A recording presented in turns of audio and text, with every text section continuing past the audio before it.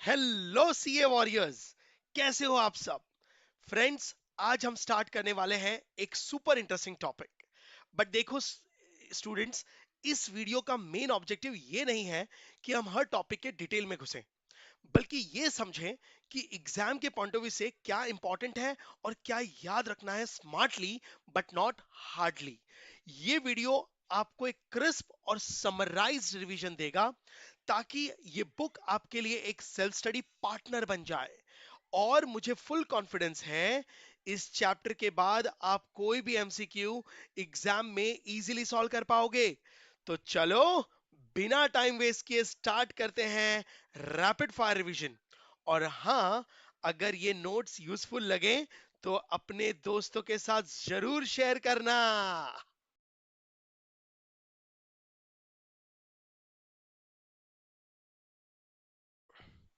Hello my dear CA warriors, welcome back. So friends, आज हम चालू कर रहे हैं एक बहुत ही गजब का चैप्टर, जो वो चैप्टर उस तरीके का चैप्टर जो हमारा खुद का बिहेवियर है। क्या बात करो, यस, जो हमारे अंदर है, जो हमारा साइकोलॉजी है, जो हमारी सोच है। गाइस, उस सोच पे, उस ब्रेन पे, उस साइकोलॉजी का रिसर्च है। Yes, so we are starting with chapter 2, unit 2, that is theory of consumer behaviour. Consumer behaviour, yes guys, बहुत ही फंडामेंटल चैप्टर है, हमारा दिमाग खोल के रख देगा। और सबसे बड़ी बात, जब आप ये चैप्टर पढ़ोगे तो आपको ये लगेगा यार इतना कौन सोच सकता है। यस, और आपको आज ये भी पता चलेगा कि इकोनॉमिक्स जैसा सब्जेक्ट दुनिया में आया कैसे। क्या बात करो, यस। तो let's start with without wasting time now. इस चैप्टर को मैंने फॉर बेटर अंडरस्टैंडिंग, ठीक है, चार पार्ट्स में डिवाइड किया है। थियरी ऑफ कंज्यूमर बिहेवियर को I divided in four parts.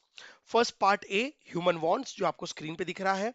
Part B, तीन थियोरीज है, again psychological, utility, then consumer surplus and indifference curve. तो part A, part B, part C, part D. इस video में हम part A complete करेंगे, जो बहुत ही इंट्रोडक्शन है। इसके बिना आप पार्ट बी, सी और डी शायद समझ ना पाए। क्या बात करो, यस। तो लेट्स स्टार्ट, बूम। नाउ, अब देखो, नाम ही देखो चैप्टर का, थियरी ऑफ कंज्यूमर बिहेवियर। मतलब हम इस चैप्टर में पढ़ने वाले कंज्यूमर बिहेव कैसे करता है। अब बिहेवियर, आपका बिहेवियर, मेरा बिहेवियर, इट्स समथिंग जिसका कोई फिजिकल एग्जिस्टेंस नहीं है, सब कुछ दिमाग में है, राइट। लेकिन टू द पॉइंट चलते हैं, अब ज्यादा पहेलियां नहीं बुझाएंगे। नाउ, कंज्यूमर, पूरी दुनिया दो चीजों पे टिकी है, एक सेलर और एक बायर। हम आज सेलर की बात नहीं कर रहे, हम आज बात कर रहे हैं बायर्स की। बायर को क्या चाहिए लाइफ में, हाउ कंज्यूमर बिहेव। कंज्यूमर चीजें खरीदता है, क्यों खरीदता है? गाइस, एक ही ऑब्जेक्टिव है from economics. The main objective of consumer behaviour, the main objective of consumer is to derive maximum satisfaction. Yes, अब मैं सेलर का भी बता दूं। नाउ, जो सेलर के बिहेवियर है, उनका मेन ऑब्जेक्टिव होता है मैक्सिमम प्रॉफिट, क्योंकि वो बिजनेस माइंडेड होते हैं। कंज्यूमर का कंज्यूमर का बिहेवियर होता है maximum satisfaction. Am I correct? तो इस पूरे के पूरे टॉपिक में हम ये पढ़ने वाले हैं कि एक कंज्यूमर अपने आप को मैक्सिमम सेटिस्फैक्शन तक कैसे लेके जाता है। और सेटिस्फैक्शन का कोई फिजिकल एग्जिस्टेंस नहीं है, ये तो दिमाग में है। यस, लेकिन सर क्या सेटिस्फाई करेंगे? वांट्स। जीवन क्या है? अपनी डिमांडों को सेटिस्फाई करना।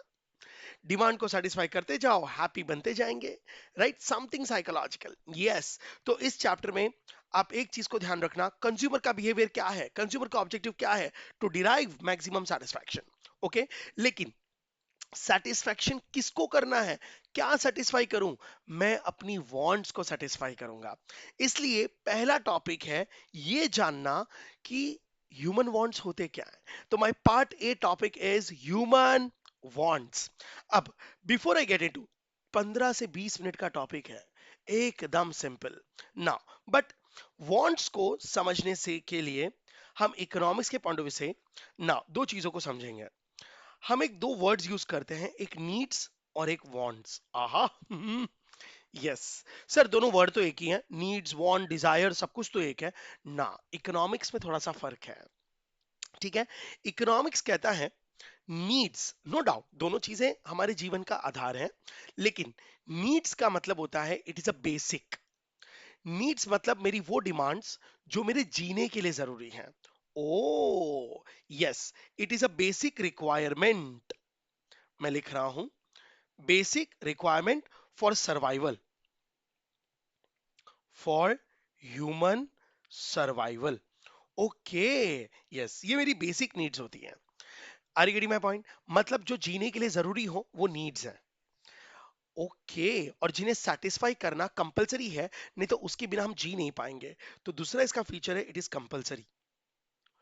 बराबर, हाँ, ये नीड्स पूरी होनी जरूरी है, नहीं तो मेरा जीवन खत्म हो जाना है। ओके, तो सर वांट्स क्या है? Wants is something beyond needs. Okay, it is something beyond needs. ये हमारी डिमांड्स हैं जो हमारी लाइफ को कंफर्टेबल और लग्जरियस बनाती है। It is something beyond needs. हम ये डिमांड्स क्यों करते हैं? ताकि हम अपनी लाइफ को कंफर्टेबल और लग्जरी बना सकें, विच मेक लाइफ कंफर्टेबल और लग्जरी। मतलब ये वो वांट्स उन्हें कहा गया है जो जीने के लिए जरूरी नहीं है। अगर मुझे मेरी ये वांट्स ना हो तो भी मैं जी लूंगा, सरवाइव कर लूंगा, बराबर, लेकिन मेरी लाइफ कंफर्टेबल नहीं होगी, मेरी लाइफ लग्जरी नहीं होगी। तो अगर लाइफ को कंफर्टेबल और लग्जरी बनाने की जो डिमांड्स होती हैं उसे वांट्स कहते हैं। अच्छा सर, इनको सेटिस्फाई करना कंपलसरी है ना? ऑप्शनल। सर क्यों ऑप्शनल? बिकॉज अगर ये वांट्स मेरी सेटिस्फाई नहीं हुई तो भी मैं जी पाऊंगा, मर नहीं जाऊंगा। ओ, आपको ये समझा? Yes sir. तो नीड्स आर बेसिक रिक्वायरमेंट्स, इनको सेटिस्फाई करना कंपलसरी है, इसके बिना हम नहीं जी, वी माइट डाई। वांट्स बराबर आर समथिंग बियॉन्ड नीड्स, जो मेरी लाइफ, वो वांट्स हैं जो मेरी लाइफ को कंफर्टेबल लग्जरी लग्जरी बनाने की डिमांड है। और ये मेरे लिए ऑप्शनल है, ये नहीं भी मिलेंगे तो हम मर नहीं जाएंगे। ओके, जैसे नीड्स होता है 2 टाइम का खाना, बराबर है, रोटी कपड़ा मकान और पानी, ये मेरी नीड्स है। वांट्स क्या है? रोटी, बराबर है, रोटी मेरी नीड है, 2 टाइम का खाना, सिंपल। लेकिन पनीर बटर मसाला खाना, 5 स्टार होटल में खाना, ये मेरी वांट्स है। ओ, नाउ, रहने के लिए छोटा सा घर होना, ये मेरी बेसिक नीड है। लेकिन बंगलो होना, 3 BHK होना, 4 BHK होना, ये मेरी वांट है, जो मेरी लाइफ को कंफर्टेबल बनाएगा, उसकी कोई एंड नहीं है ना। यस। अब नाउ, अब इकोनॉमिक्स की बात करते हैं। सर तो फिर तो दोनों तो मेरी डिमांड ही है। हाँ, है दोनों तुम्हारी डिमांड, लेकिन नीड्स और वांट्स में फर्क है। अब इकोनॉमिक्स कहता है, अब मैं इकोनॉमिक्स के पॉइंट से चलता हूँ, ये तो हो गई डेफिनेशन। इकोनॉमिक्स इसी के दम पे तो है। इकोनॉमिक्स कहता है needs are always limited in nature, but wants are unlimited in nature. ओ ऐसा है, yes. Needs are limited, wants are unlimited. Wants की कोई लिमिट्स नहीं है। आप जितनी भी अपनी लाइफ में डिमांड्स करते हो सारी की सारी अनलिमिटेड है, क्योंकि सारी की सारी लग्जरी है। ओ, लिमिटेड इन नेचर कैसे हुआ सर नीड्स? गाइस, इकोनॉमिस्ट ने इसको किससे कंपेयर किया ना? मैं रिसोर्सेज से। आपको पता है डिमांड सेटिस्फाई करने के लिए रिसोर्सेज की जरूरत है, चाहे वो नेचुरल रिसोर्सेज हो, चाहे वो फिजिकल रिसोर्सेज हो, जो भी रिसोर्सेज हो। लेकिन आज की तारीख में हम पैसों की बात करते हैं, आपको मनी समझेगा, ठीक है? नेचुरल रिसोर्स थोड़ा ज्यादा हो गया। You people are Gen Z people, next generation, बराबर। गाइस, इकोनॉमिस्ट कहता है इस दुनिया में इतना रिसोर्सेज है कि दुनिया में जितने भी लोग हैं सबकी नीड सेटिस्फाई हो सकती है, क्योंकि नीड्स आर लिमिटेड। नीड्स सबकी सेटिस्फाई हो सकती है, कुदरत ने इतना सब कुछ देके रखा है। लेकिन वांट सेटिस्फाई कभी किसी की नहीं होगी ना, क्योंकि वांट्स आर अनलिमिटेड। दुनिया में सबकी वांट्स कभी सेटिस्फाई नहीं हुई है। ओके, तो गाइस नीड सबकी सेटिस्फाई होगी, ठीक है? तो that's why it's limited in nature in economics, and wants are unlimited. और गाइस आपको पता है इकोनॉमिक्स का सब्जेक्ट वांट्स की वजह से आया है। ओके, आपको पता है इकोनॉमिक्स का सब्जेक्ट ही क्यों आया? हम चैप्टर नंबर 1 में देखेंगे। लेकिन इकोनॉमिक्स अगर इस दुनिया में आया है ये सब्जेक्ट, तो ये सिर्फ एक प्रॉब्लम को सॉल्व करने के लिए आया, that is wants are unlimited, and to satisfy wants resources जो चाहिए दे आर लिमिटेड। तो इकोनॉमिक्स कहना चाहते हैं रिसोर्सेज कम है और वांट्स अनलिमिटेड है। आपकी दुनिया की हर वांट, आपकी हर वांट कभी सेटिस्फाई नहीं होगी। कुछ वांट्स आप सेटिस्फाई कर पाएंगे, कुछ वांट्स आप सेटिस्फाई नहीं कर पाएंगे, क्योंकि रिसोर्सेज हमेशा कंपैरेटिवली शॉर्टेज है, there is a relative scarcity. Comparison में शॉर्टेज है, ऐसे तो रिसोर्सेज बहुत है। फाइन। और मालूम है, इस मिसमैच को पूरा करने के लिए रिसोर्स लिमिटेड, वांट्स अनलिमिटेड। और गाइस, इस दुनिया में जितने भी बिजनेसेस चल रहे हैं, पूरा वर्ल्ड चल रहा है बिजनेस पे। बिजनेस का मतलब क्या है? Demand and supply. डिमांड किसकी है? वांट्स की। तो पूरा का पूरा इकोनॉमिक्स वांट्स पे है। इसके लिए आपको सबसे पहले ये पढ़ना होगा, व्हाट इज वांट्स। तो let's start with part A. बराबर, फटाफट स्टार्ट करते हैं। व्हाट इज वांट्स, शुरू करें। All of you, yes. So friends, part A बराबर जो मैंने पढ़ा है वही है, लेकिन एक लाइन में फिर से बता दूं, नीड्स और वांट्स क्या है। One line punching word. बराबर, बेसिक नीड्स सर्वाइवल के लिए है जरूरी, वांट्स कंफर्ट है लग्जरी। बराबर, मैं फिर से, नीड्स है सर्वाइवल के लिए जरूरी, वांट्स कंफर्ट है एंड लग्जरी। वाह वाह वाह वाह। ओके, नाउ चलो चलो चलो, let's start with human wants. अब देखो, जो मैंने कहा वही है। नाउ फटाफट देखते जाओ। In economics the term want refers to wish, desire और motive. Sir what is the motive? To own use goods, goods खरीदना, गुड्स एंड सर्विसेज को खरीदना, एंड सेटिस्फैक्शन लेना। ओहो, अब वांट्स के अपने कुछ फीचर्स हैं, मैंने उसको 11 पॉइंट्स में कन्वर्ट किए हैं ना। वन वन टाइम पढ़ना है, अपने आप याद हो जाएगा। अच्छा ना, उससे पहले एक और पॉइंट, सिर्फ वांट्स और नीड्स डिमांड ही होती है ना? हाँ, बट डिमांड वांट्स से डिराइव हुआ है। ओके, सारे वांट्स डिमांड नहीं होती। All demand are wants, but all wants are not demand. मतलब मतलब हमने डिमांड का चैप्टर पढ़ा था फ्रेंड्स। डिमांड तभी डिमांड है जब आपकी वांट्स या नीड्स हो, बराबर, प्लस यू हैव, डिमांड दोनों ही है, प्लस एबिलिटी टू पे हो। इसलिए एबिलिटी टू पे को वर्ड यूज किया गया, क्यों? रिसोर्सेस कम है ना। यस तो जिस वांट्स के साथ आप एबल है पे करने के लिए, वो आपके लिए डिमांड है, और जिस वांट्स के साथ आपकी एबिलिटी नहीं है, मतलब रिसोर्सेस नहीं है, तो वो डिमांड नहीं है। ओके, तो डिमांड का जो चैप्टर है वांट से डिराइव हुआ, हालांकि डिमांड एंड वांट सेम। इसलिए अब मैं आपको जो फीचर्स बताने वाला हूं, वो सारे फैक्टर्स अफेक्टिंग डिमांड ही है, क्योंकि वांट से ही तो डिमांड बना है। यस यस, तो आ जाओ, लेट्स स्टार्ट। मैंने ना आपको याद रखने के लिए कोड बनाया है, उरी हिट स्कार। सिर्फ वन वन वर्ड याद रखना है और याद हो भी जाएगा। Uri hit scar. उरी, बराबर, उरी मूवी देखी, हिट बूम, और स्कार मेरे इधर लग गई और दाग पड़ गया। आ जाओ, तो देखो, U stands for unlimited, wants are always unlimited. दुनिया में सबकी वांट सेटिस्फाई नहीं हो सकती, तो all wants can not be satisfied क्योंकि लिमिटेड रिसोर्सेज है। Okay, R, R stands for recur again. मतलब गाइस, एक वांट सेटिस्फाई हो गई तो वही सेम वांट वापस अराइज हो सकती है। Yes, pani puri, chocolate cake, donuts. Oh my god, आज मैंने पेट भर के खाया, 3 दिन के बाद फिर से मेरे को चॉकलेट केक खाने की मन हो गई। हाँ कि ना? यस, तो wants keeps on recurring again. ऐसा नहीं है कि एक बार जो वांट सेटिस्फाई हो गया, अब लाइफ में उसकी वांट वापस नहीं आएगी, 4 दिन के बाद फिर मेरा मन हो जाएगा चॉकलेट केक खाने का। हाँ, तो वांट्स रिकरिंग अगेन अगेन। नए वांट्स भी जनरेट होते हैं, जो पुराने सेटिस्फाई हुए वो भी रीजनरेट हो जाते हैं। Now I, yes, I stands for intensity. Wants की इंटेंसिटी अलग अलग होती है। मतलब कुछ वांट्स मेरे लिए बहुत अर्जेंट होते हैं, और कुछ वांट्स मेरे लिए लेस अर्जेंट होते हैं। मतलब कुछ वांट्स मेरा सेटिस्फाई होना आज का आज जरूरी है, बराबर है, नहीं तो मैं अंदर से तड़प जाऊंगा। Are you getting my point? Yes, तो some wants are very urgent, तो वो बहुत हाई इंटेंसिटी है, मैं उसे सेक्रीफाइस नहीं कर पाऊंगा, मुझे उन डिमांड्स को आज की आज सेटिस्फाई करनी है। सम वांट्स आर नॉट अर्जेंट, 1 महीने के बाद, 2 महीने के बाद भी मैं पोस्टपोन कर सकता हूँ। तो सबकी अपनी अपनी इंटेंसिटी है। Urgent wants, not so urgent wants. तो I stands for intensity. Then Uri के बाद hit, H. Now may become habit and custom. Yes guys, wants, habit and customs, आपकी वांट्स आदतें बन सकती हैं, बराबर। यस, जैसे फॉर एग्जांपल सिगरेट, लीकर। अब ये मेरे लिए नीड्स नहीं है, वांट्स है, लेकिन कब मुझे उसकी आदत लग जाए, बराबर, और कब वो मेरी नीड बन जाए, ठीक है, ये डिपेंड करता है। तो wants can become your habit and customs. Customs का मतलब क्या होता है? सर हैबिट तो हमको समझ गया, कस्टम्स का मतलब है जो सालों से चलता आ रहा है, मैं उसे बस ब्लाइंडली फॉलो कर रहा हूँ। जैसे दिवालियों पे फटाखा फोड़ना, अब मेरे दादाजी फटाके फोड़ते थे, बराबर है, मैंने इतने लोगों को फटाके फोड़ते हुए देखा, तो अब ऐसा लगता है कि दिवाली बिना फटाके के नहीं हो सकती।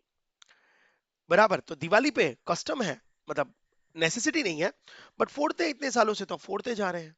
कोई मुझे पूछेगा लॉजिक, लॉजिक नहीं है, इतने सालों से चलता आ रहा है। तो कभी कभी हम इतने सालों से चलता आ रहा है उसको फॉलो करते हैं विदाउट एनी लॉजिक, तो कस्टम्स।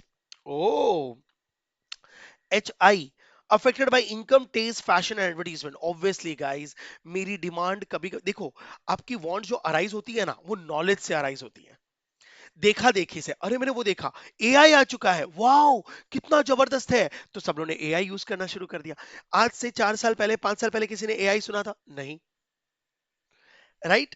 जो चीजें डेवलप हो रही हैं, देख रहे हैं, आसान लग समझ में आ रही हैं, हमारी वांट जनरेट हो जाती है। और वांट्स इनकम से भी आती है, जब ज्यादा इनकम्स बढ़ती हैं तो हमारी वांट्स भी बढ़ती हैं। हाँ कि ना? इनकम बढ़ी, 2 BHK लेना है, और इनकम बढ़ी, बीएमडब्ल्यू लेना है, और इनकम बढ़ी, बंगलो लेना है, और इनकम बढ़ी, घर वालों के लिए गोल्ड लेना है। तो इनकम, टेस्ट, फैशन, एडवर्टीजमेंट्स, इनसे मेरी वांट्स और अराइज होती है। और गाइस, यही तो फैक्टर्स डिमांड के भी हैं। हाँ यार फैक्टर्स अफेक्टिंग डिमांड, फैक्टर्स अफेक्टिंग वांट्स आर सेम। देन आई के बाद T, vary from time, place and person. Of course it's a subjective concept. आपके वांट्स, मेरे वांट्स अलग अलग हो सकते हैं, varies from person to person. बराबर, varies from place to place, and varies from time to time. Season change, wants change, जगह change, wants change. Yes, तो डिमांड भी इसी से अफेक्टेड था। Then H I T, scarce, a, each want is satiable. अभी assumption है, आपको ये याद रखना होगा, जो भी वांट्स आप, जो भी आपकी डिमांड है, वांट्स है, वो हर वांट सेटिस्फाई करने के लायक है। हर वांट सेटिस्फाई हो सकते हैं। अगर आप ऐसी कोई चीज का वांट कर रहे हो जो सेटाइबल नहीं है, तो फिर वो ड्रीम है, उसको वांट्स भी नहीं माना जाएगा। जैसे मैं ताजमहल का ओनर बनना चाहता हूं, I want to own a Taj Mahal, ये नहीं पॉसिबल है। अरे एम आई करेक्ट? ना, तो फिर वो ड्रीम है, उसे वांट भी नहीं कहा जाएगा। Okay, then guys, C and C, wants are substitute and complementary. Substitute को हम कॉम्पिटेटिव भी कहते हैं, वांट सब्स्टिट्यूट भी है और कॉम्प्लीमेंट्री भी है। क्या बात कर रहे हो sir? Yes, wants are substitute and complementary. Now sir, ये कैसे? Guys, demands are substitute and complementary. Sir, ये सब्स्टिट्यूट कैसे हो सकता है? बताता हूं। Actually, due to a limitation of resource, substitute word आ जाएगा। सर कैसे? जैसे फॉर एग्जांपल, मेरे पास 80,000 रुपीज है अब, और मेरी दो डिमांड्स है, मेरी दो वांट्स है। एक, मुझे अपनी फैमिली को घुमाने लेके जाना है ट्रिप पे, जिसमें 80,000 का खर्चा होने वाला है, और एक, मुझे आईफोन खरीदना है जिसमें भी 80,000 का खर्चा होने वाला है। अब मेरी दो वांट्स है, दोनों कोई सब्स्टिट्यूट नहीं है, दोनों अलग अलग है। आईफोन खरीदना है 80,000 का, और घर वालों को घुमाने लेके जाना है, 80,000 का खर्चा आने वाला है ट्रिप पे। अब दो डिमांड है, दो डिमांड के लिए I need 1,60,000 rupees. Right? Yes, लेकिन मेरे पास तो 80,000 रुपीज ही है, रिसोर्सेस तो कम है। तो अब मैं दोनों डिमांड एक साथ सेटिस्फाई नहीं कर पाऊंगा, तो अब मुझे एक सेक्रीफाइस करना होगा और एक सेटिस्फाई करना होगा। तो अब मैं सोचता हूँ कि यार, घर वालों को घुमाने लेके जाना जरूरी है, नहीं तो सुना सुना के हाँ कि ना, घर से निकाल देंगे मेरे को। तो गाइज, मैंने ना आईफोन की डिमांड को छोड़ दिया, और पहले घर वालों को घुमाने लेके गया। तो मैंने आईफोन की डिमांड को रिप्लेस किया ट्रिप की डिमांड से। ओ, तो इट्स कॉल्ड सब्स्टिट्यूट, रिप्लेसेबल। क्यों? क्योंकि मेरी रिसोर्सेज लिमिटेड है, एक को सेटिस्फाई करेंगे और एक को सेक्रीफाइस करना हो, पोस्टपोन करेंगे। Okay, complementary, car and petrol. मेरी डिमांड, आई मेरी मेरी वांट है कि मैं कार रन करूं, लेकिन उसके लिए मुझे दो चीजें साथ में चाहिए, तो वांट्स आर कॉम्प्लीमेंट्री। कभी कभी combination of wants are needed. Yes, मेरी वांट है, मुझे एक बर्थडे पार्टी देनी है, तो बर्थडे पार्टी में मुझे कॉम्बिनेशन ऑफ चीजें चाहिए, मुझे डेकोरेटिव आइटम्स चाहिए, नाश्ता चाहिए, नाश्ते में भी कॉम्बिनेशन चाहिए, तब जाके पार्टी होगी ना। पार्टी इज माई वांट, पर उसमें कॉम्बिनेशन, तो वांट्स आर कॉम्प्लीमेंट्री।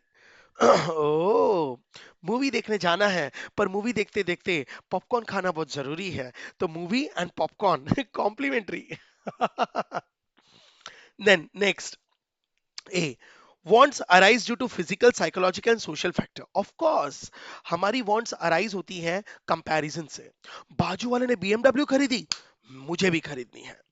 बराबर है? अरे वो बंदा इतना ग्रो कर रहा है, मुझे भी खरीदना है। जे फैक्टर, जेलसी, कंपैरिजन। अरे हाँ कि ना, कुछ डिमांड फिजिकल होती है, बीमार हो गया हूं, डॉक्टर ने कहा मेडिसिन खानी है, वांट अराइज हो गया। कुछ डिमांड साइकोलॉजिकल होती है। अरे बराबर है, कुछ डिमांड सोशल फैक्टर, देखा, बराबर है, नाउ ट्रेंड चल रहा है तो हम भी उस ट्रेंड में चले गए, ये फैशनेबल शर्ट्स आए हैं, खरीदो। Yes, now then are, wants are relative and subjective, already discuss कर चुका हूं। ये जो time to time, place to place and person to person है, it's a relative concept and subjective concept. तो गाइस, आपको उरी हिट्स कार एक लाइन में याद होना चाहिए। नाउ ज्यादा फोकस नहीं करना है, आ जाओ जल्दी देख लेते हैं। नाउ व्हाट इज उरी हिट्स car? You wants are unlimited. R wants can recur again. I wants have different intensity. H habit and customs बराबर I income taste preference. T T क्या है जल्दी बोलो? Want varies from time place and person मतलब relative and subjective concept. S all wants are satiable. C complementary and substitute that is called competitive. A arise due to social and psychological factor. R relative and subjective concept. ओहो boom, you have done it. Now ये था मेरा first part. अब फटाफट आ जाओ classification of wants. Wow, ठीक है। Guys guys guys, अब देखो ऑलरेडी पढ़ चुके हैं, लेकिन मीनिंग्स और डेफिनेशंस क्या, और थोड़ा इन डेप्थ चलते हैं। अभी तक हमने वांट्स के नेचर पढ़ा, क्लासिफिकेशन ऑफ वांट्स। सर अब ये क्या है? हाँ, इकोनॉमिस्ट कहता है वांट्स तीन कैटेगरीज में डिवाइड करते हैं और तीनों का लेवल अलग है। कुछ वांट्स नेसेसिटी होती है, इसे मैं नीड्स कह सकता हूं, जीने के लिए जरूरी। ओ यस। कुछ वांट्स कंफर्ट होती हैं, इसे हम वांट्स ही कहेंगे। और कुछ वांट्स लग्जरी होती है। और इकोनॉमिस्ट कहता है एक के बाद एक लेवल आते हैं, जिसे आप लाइफ में ग्रोथ कहते हो। ओ, हम इसे ही तो ग्रोथ कहते हैं। सबसे पहले लोग अपनी बेसिक नीड्स को पूरी करते हैं। बेसिक नीड्स के बाद जब वो पूरी हो जाए तब वो सेकंड लेवल पे जाते हैं, फिर वो अपनी लाइफ को कंफर्ट बनाते हैं। नेसेसिटी सर्वाइवल के लिए जरूरी है, इससे आपकी लाइफ कंफर्टेबल नहीं होगी, हाँ बट आप सरवाइव कर जाएंगे, उसे कहते हैं नेसेसिटी। फिर उसके बाद कंफर्ट। अब इसके ऊपर क्या करें? ग्रोथ। फिर हम अपनी कंफर्ट्स की नीड्स को सेटिस्फाई करते हैं, कंफर्टेबल हो गया। फिर उसके बाद वांट्स खत्म नहीं होती, वांट्स आर अनलिमिटेड। फिर हम लग्जरी, अपनी लाइफ को लग्जरी बनाने की कोशिश करते हैं। यस, तो वांट्स को तीन लेवल पे डिवाइड किया है, नेसेसिटी बराबर है कंफर्ट एंड लग्जरी बराबर। अब नेसेसिटी को, नेसेसिटी का मतलब है मेक लाइफ पॉसिबल। वाह वाह वाह। अब एक एक करके इलेबोरेट करते हैं। बराबर, विदाउट नेसेसिटी लाइफ पॉसिबल नहीं है, लाइफ आपकी स्ट्रगलिंग रहेगी, शायद आप जी भी ना पाए। ओके, अब नेसेसिटी को भी इकोनॉमिस्ट ने तीन कैटेगरीज में डिवाइड किया है। एक नेसेसरी फॉर लाइफ, एक नेसेसरी फॉर एफिशिएंसी, एक conventional necessities. Oh, now now now, necessary for life और एग्जिस्टेंस, देखो नाम ही कैसा लिखा है। नेसेसरी फॉर लाइफ का मतलब है इसके बिना ये डिमांड को अगर मैं सेटिस्फाई ना करूं, ठीक है, तो मेरा सर्वाइवल पॉसिबल नहीं है। सर्वाइवल के लिए कंपलसरी है। अगर ये नेसेसरी फॉर लाइफ मेरी नीड सेटिस्फाई नहीं हुई तो मैं मर जाऊंगा, जी नहीं पाऊंगा। जैसे नाउ रोटी कपड़ा मकान और पानी। यस, तो देखो मैंने एग्जांपल लिया है। Got that need for maintenance of the life. Minimum amount of food, दो टाइम का मिनिमम खाना तो चाहिए ही चाहिए। क्लोथिंग, दो जोड़ी कपड़े। एंड शेल्टर, रहने की जगह। और आप पानी लिख सकते हो, एंड वाटर इसके बिना तो 10 दिन भी ना जी पाए, बराबर। तो उसे कहते हैं नेसेसरी फॉर लाइफ, इसके बिना हम जी नहीं पाएंगे। लेकिन इसे थोड़ा सा ऊपर चलते हैं, थोड़ा सा आगे एक और नेसेसिटी, जो नेसेसिटी है, कंफर्ट नहीं है, लेकिन necessity for efficiency. Now sir ये क्या है? Now guys guys guys, efficiency का मतलब है नेसेसिटी फॉर लाइफ से मेरी जिंदगी चलेगी, लेकिन मैं अपनी बॉडी का पूरा पोटेंशियल यूज नहीं कर पाऊंगा। बराबर, अगर मुझे मेरी बॉडी की एफिशिएंसी को बढ़ाना है, मेरे परफॉर्मेंस एफिशिएंसी को बढ़ाना है, बराबर, तो फिर ये चीजें मुझे चाहिए। इसके बिना मैं अपनी बॉडी को, अपनी ताकत को, अपनी मेहनत को, अपनी नॉलेज को बढ़ा नहीं पाऊंगा। ओके, जी तो लूंगा लेकिन एफिशिएंसी नहीं बढ़ेगी, मेरी लाइफ वेस्ट है, सरवाइव कर पाऊंगा खाली। तो सर एफिशिएंसी क्या होती है? जैसे फॉर एग्जांपल, नाउ स्टूडेंट को अपनी नॉलेज बढ़ाने के लिए बुक्स चाहिए, स्टेशनरी चाहिए। Education is a necessary for efficiency. अब एजुकेशन ना मिले तो मर नहीं जाएंगे, सरवाइव तो कर ही लेंगे, लेकिन गाइस जीवन खराब है, बेकार है। यस, तो एजुकेशन अब बेसिक नीड है। हाँ, दो टाइम का खाना मिल गया, जी तो लूंगा, लेकिन protein oriented foods, dry fruits, fruits, guys ये मेरी एफिशिएंसी को बढ़ाएंगे, बॉडी को, बॉडी की एफिशिएंसी को। तो वो चीजें जो मेरी बॉडी की एफिशिएंसी को बढ़ाने के लिए जरूरी है, उसे कहते हैं नेसेसरी फॉर एफिशिएंसी। एजुकेशन आता है।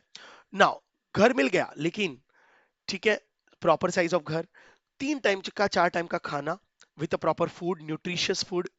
दो टाइम के खाने से जी तो लूंगा, वड़ा पाव तो खा के जी लूंगा, लेकिन वड़ा पाव मेरी बेसिक नीड्स जिया देगा, एफिशिएंसी नहीं बढ़ेगी। एक प्रोफेसर की एफिशिएंसी बढ़ने के लिए क्या चाहिए? Laptop, iPad. मेरे लिए आईपैड बेसिक नीड हो गई है, इसके बिना मैं कैसे पढ़ाऊं आपको? मेरी एफिशिएंसी चॉक बोर्ड। तो टीचर के लिए necessary for efficiency is laptop and iPad. इससे मैं अपनी नॉलेज आपको दे पा रहा हूं। यस, कंप्यूटर के साथ इंटरनेट, बराबर है ना, इससे मेरी एफिशिएंसी बढ़ती है। तो something more than necessity to maintain longevity, energy and recreation. Nourishing food, सिर्फ खाना नहीं, प्रॉपर अच्छा खाना। एडिक्वेट क्लोथिंग, एक जोड़ी दो जोड़ी कपड़े नहीं, बराबर है, चार पांच जोड़ी कपड़े। क्लीन वाटर, सिर्फ पानी नहीं, साफ पानी। कंफर्टेबल ड्वेलिंग, बराबर, एंड एजुकेशन, जो मेरी एफिशिएंसी को बढ़ाएगा। ओके।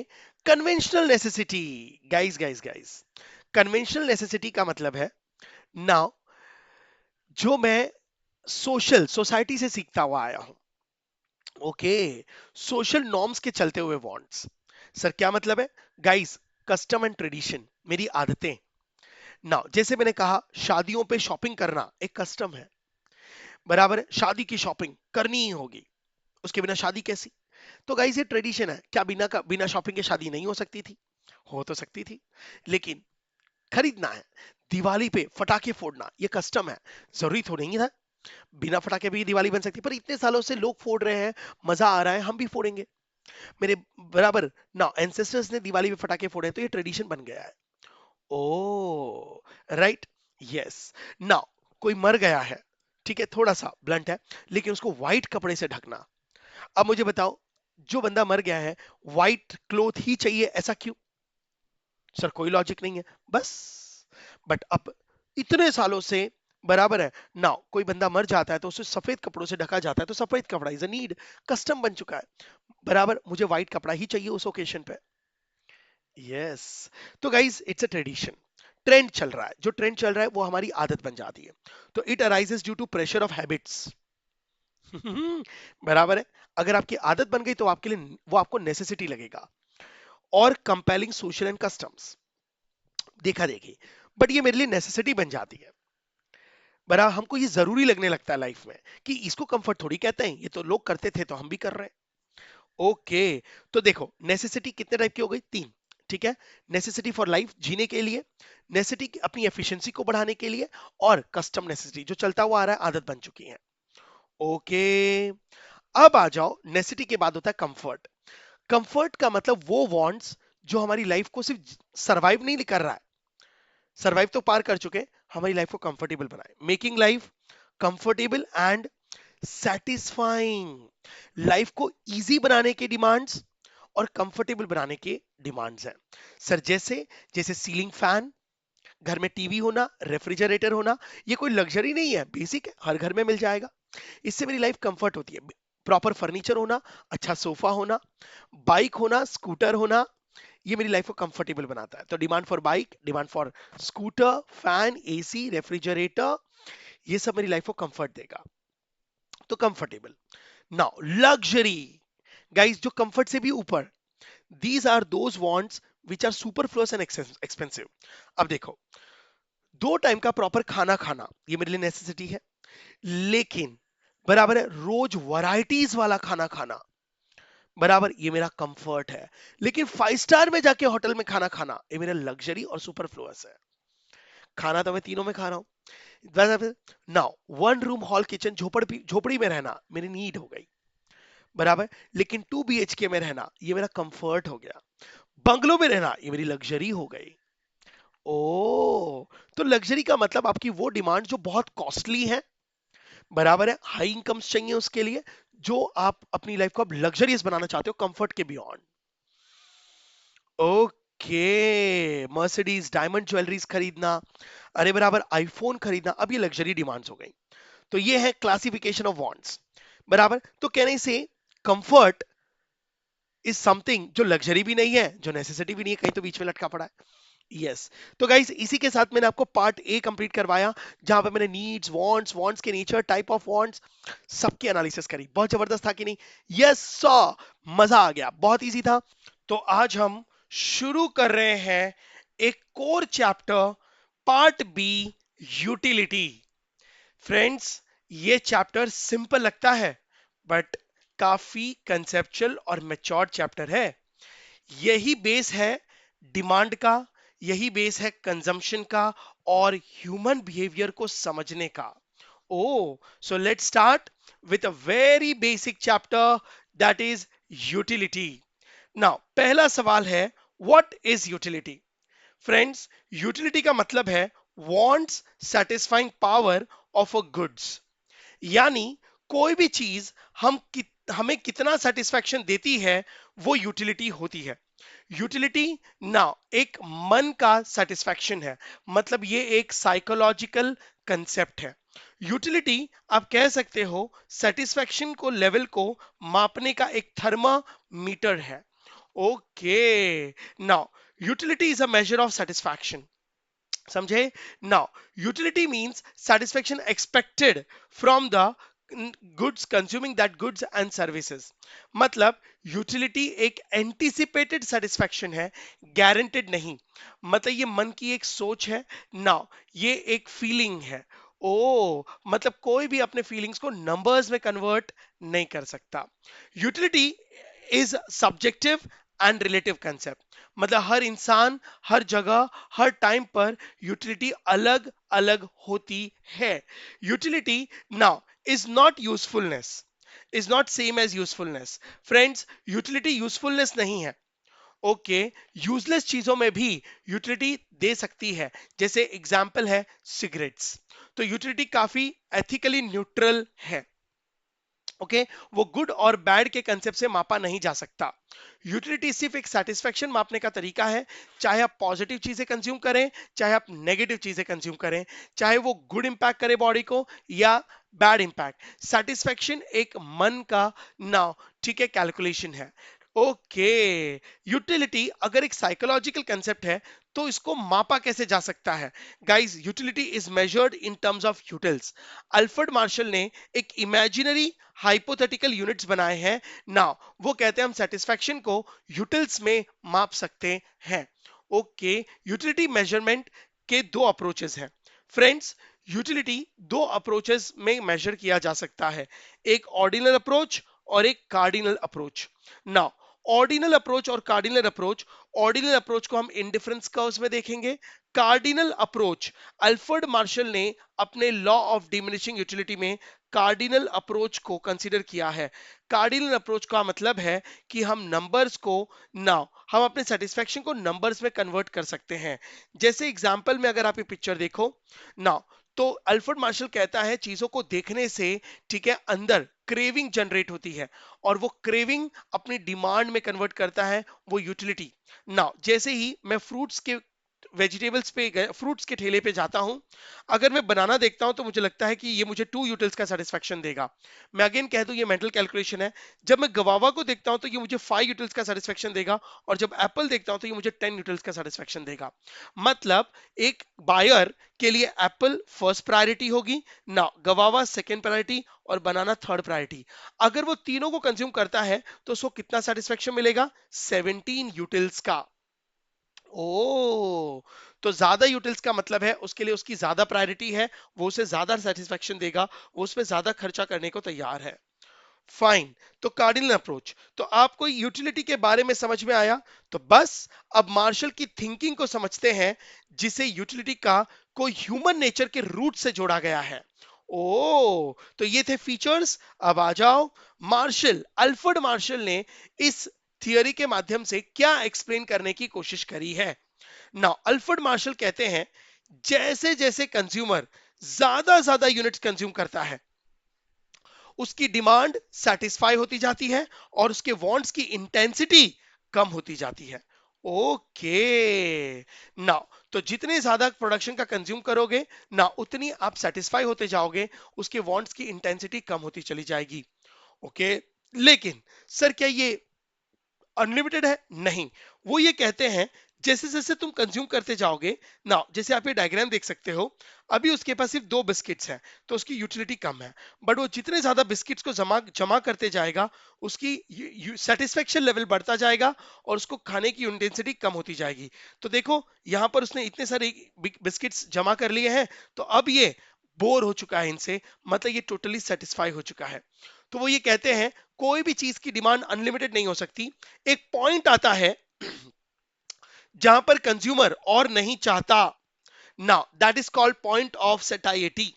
नाउ ओके, मतलब जितना ज्यादा मिलेगा मिलता है उतना ही कम चाहिए होता है, लोग उससे बोर हो जाते हैं। ओ, और जो चीजें कम होती हैं हम उसी के पीछे भागते हैं। तो ये एकदम वेरी फंडामेंटल टेंडेंसी है of a human nature.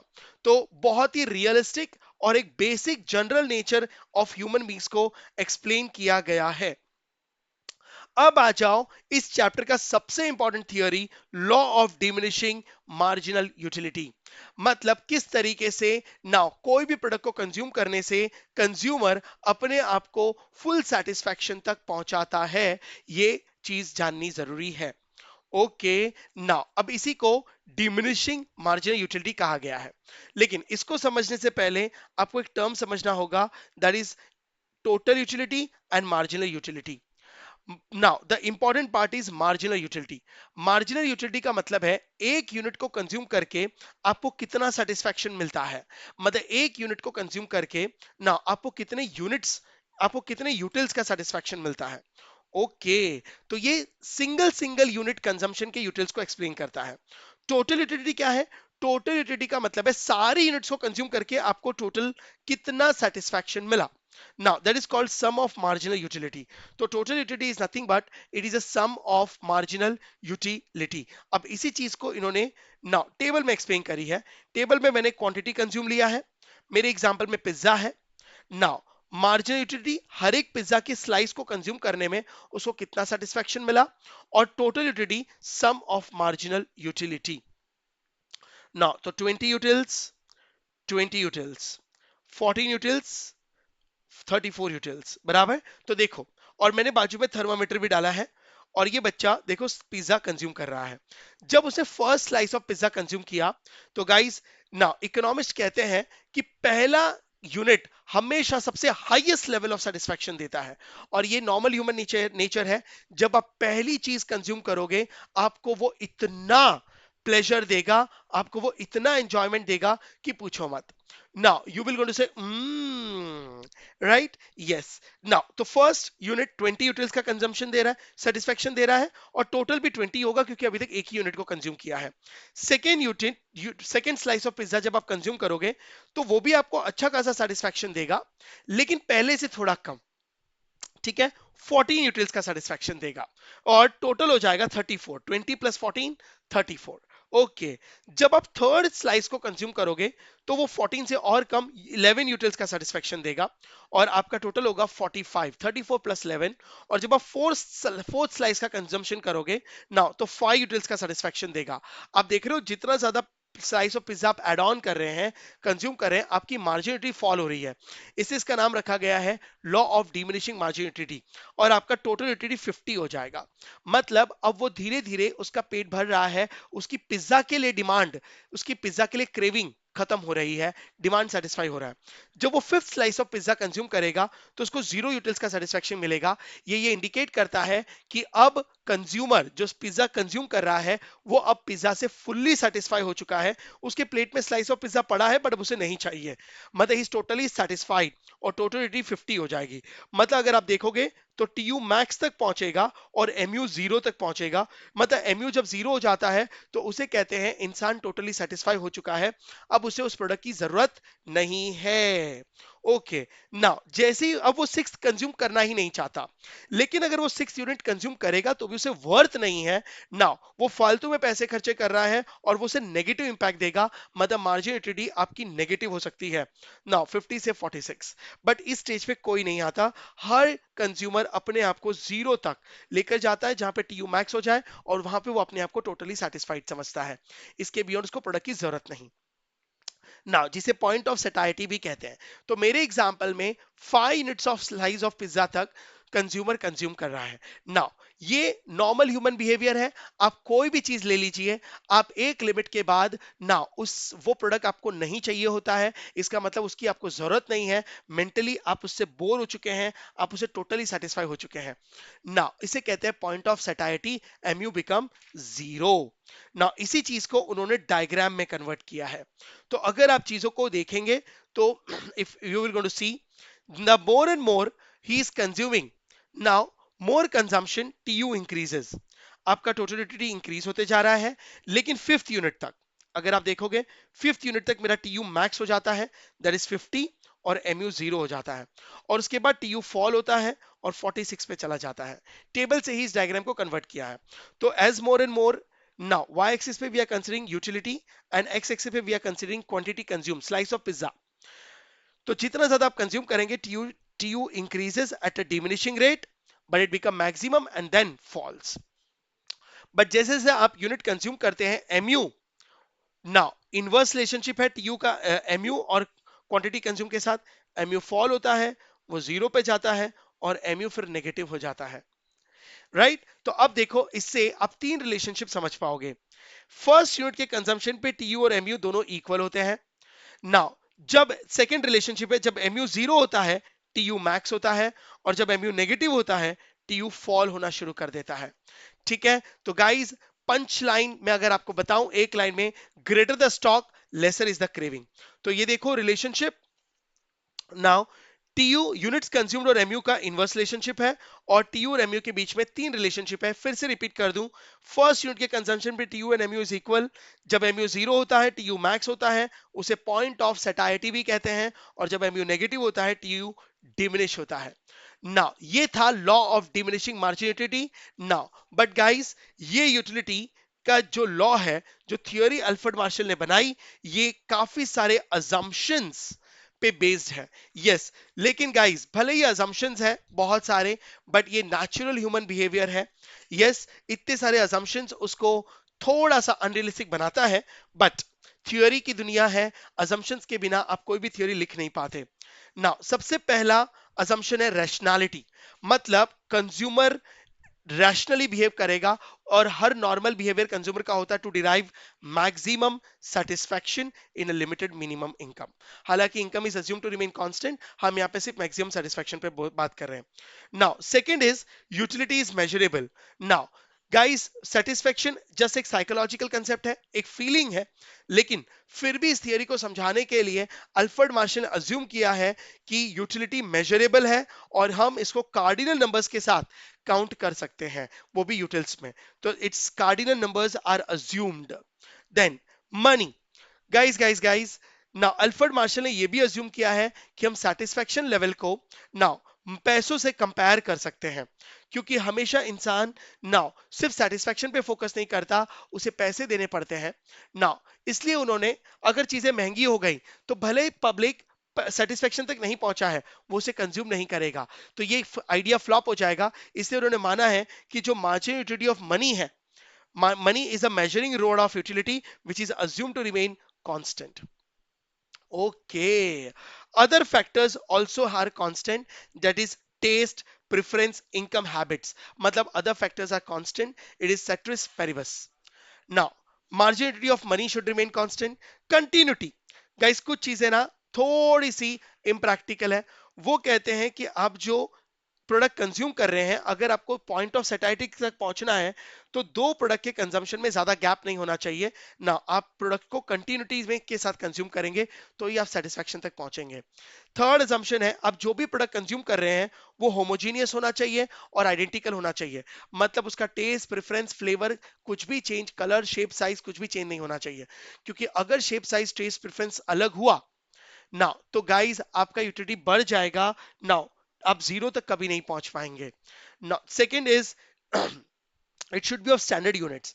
Now for example, pizza की नॉर्मल साइज होनी चाहिए, या आप कोई भी चीज कंज्यूम कर रहे हैं, it should be a normal, आपको वो एंटिक चीज नहीं दिखनी चाहिए, नॉर्मल चीज दिखनी चाहिए। नाउ गाइस, इस थ्योरी में कॉम्प्लीमेंट्री गुड्स को इग्नोर किया गया है। ओके, नाउ क्योंकि कॉम्प्लीमेंट्री गुड्स में मेन प्रोडक्ट को चलाने के लिए कॉम्प्लीमेंट्री गुड्स चाहिए, कॉम्प्लीमेंट्री गुड्स पे थ्योरी एप्लीकेबल नहीं हो सकती। ओ तो इतने सारे assumptions है, rational behaviour, cardinal numbers, utility, measuring marginality of money should remain constant, other factors are constant, continuity होनी चाहिए, होमोजीनियस गुड्स होने चाहिए, बराबर ना, कॉम्प्लीमेंट्री गुड्स को इग्नोर करना है। ये इतनी सारी चीजों के साथ ये लॉ बना है। तो फ्रेंड्स, लेकिन ना, इसलिए कुछ इकोनॉमिस्ट ने इनको बहुत ही ना इस लॉ को इम्प्रैक्टिकल बताया है, लेकिन मेजॉरिटी पब्लिक ने इससे सेटिस्फेक्शन लिया है। ओके, तो अब चलते हैं लॉ कंप्लीट होने के बाद limitations of diminishing marginality. Friends, law की लिमिटेशन क्या है? तो यहां पर दो लिमिटेशंस लिखी गई है।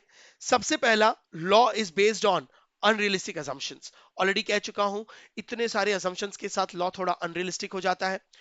दूसरा, गाइस, लॉ ऑफ डीएमयू ने कुछ चीजों को इग्नोर किया है, कॉम्प्लीमेंट्री को, सब्स्टिट्यूट को, जबकि कॉम्प्लीमेंट्री और सब्स्टिट्यूट काफी यूटिलिटी को इंपैक्ट करता है।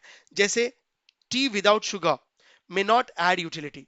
अगर फीकी चाय आपको मैं शुगर के बिना चाय दे दूं, तो आपको नाउ थियरी के हिसाब से पहले सिप ऑफ चाय आपको मैक्सिमम यूटिलिटी देगा, लेकिन अगर शुगर ना हो तो पहली सिप आपको जीरो यूटिलिटी देगा। नाउ इसका मतलब कॉम्प्लीमेंट्री गुड्स इंपैक्ट तो करते हैं, इसलिए हमने कॉम्प्लीमेंट्री गुड्स को इग्नोर किया है।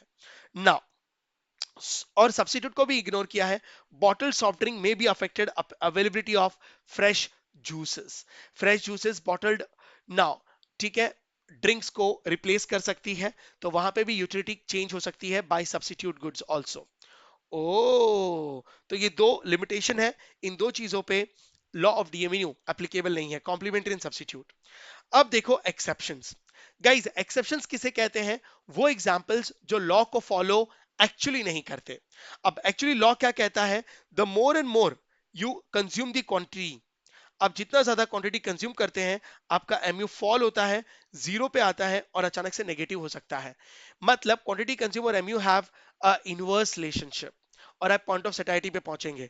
हम एक्सेप्शन में वो एग्जांपल देखने वाले हैं जिसमें इनवर्स रिलेशनशिप नहीं है, जिसमें आप क्वांटिटी कंज्यूम करते हो तो इंस्टेड आपका एमयू डिक्रीज होने के बदले एक्चुअली आपका एमयू इंक्रीज होता है।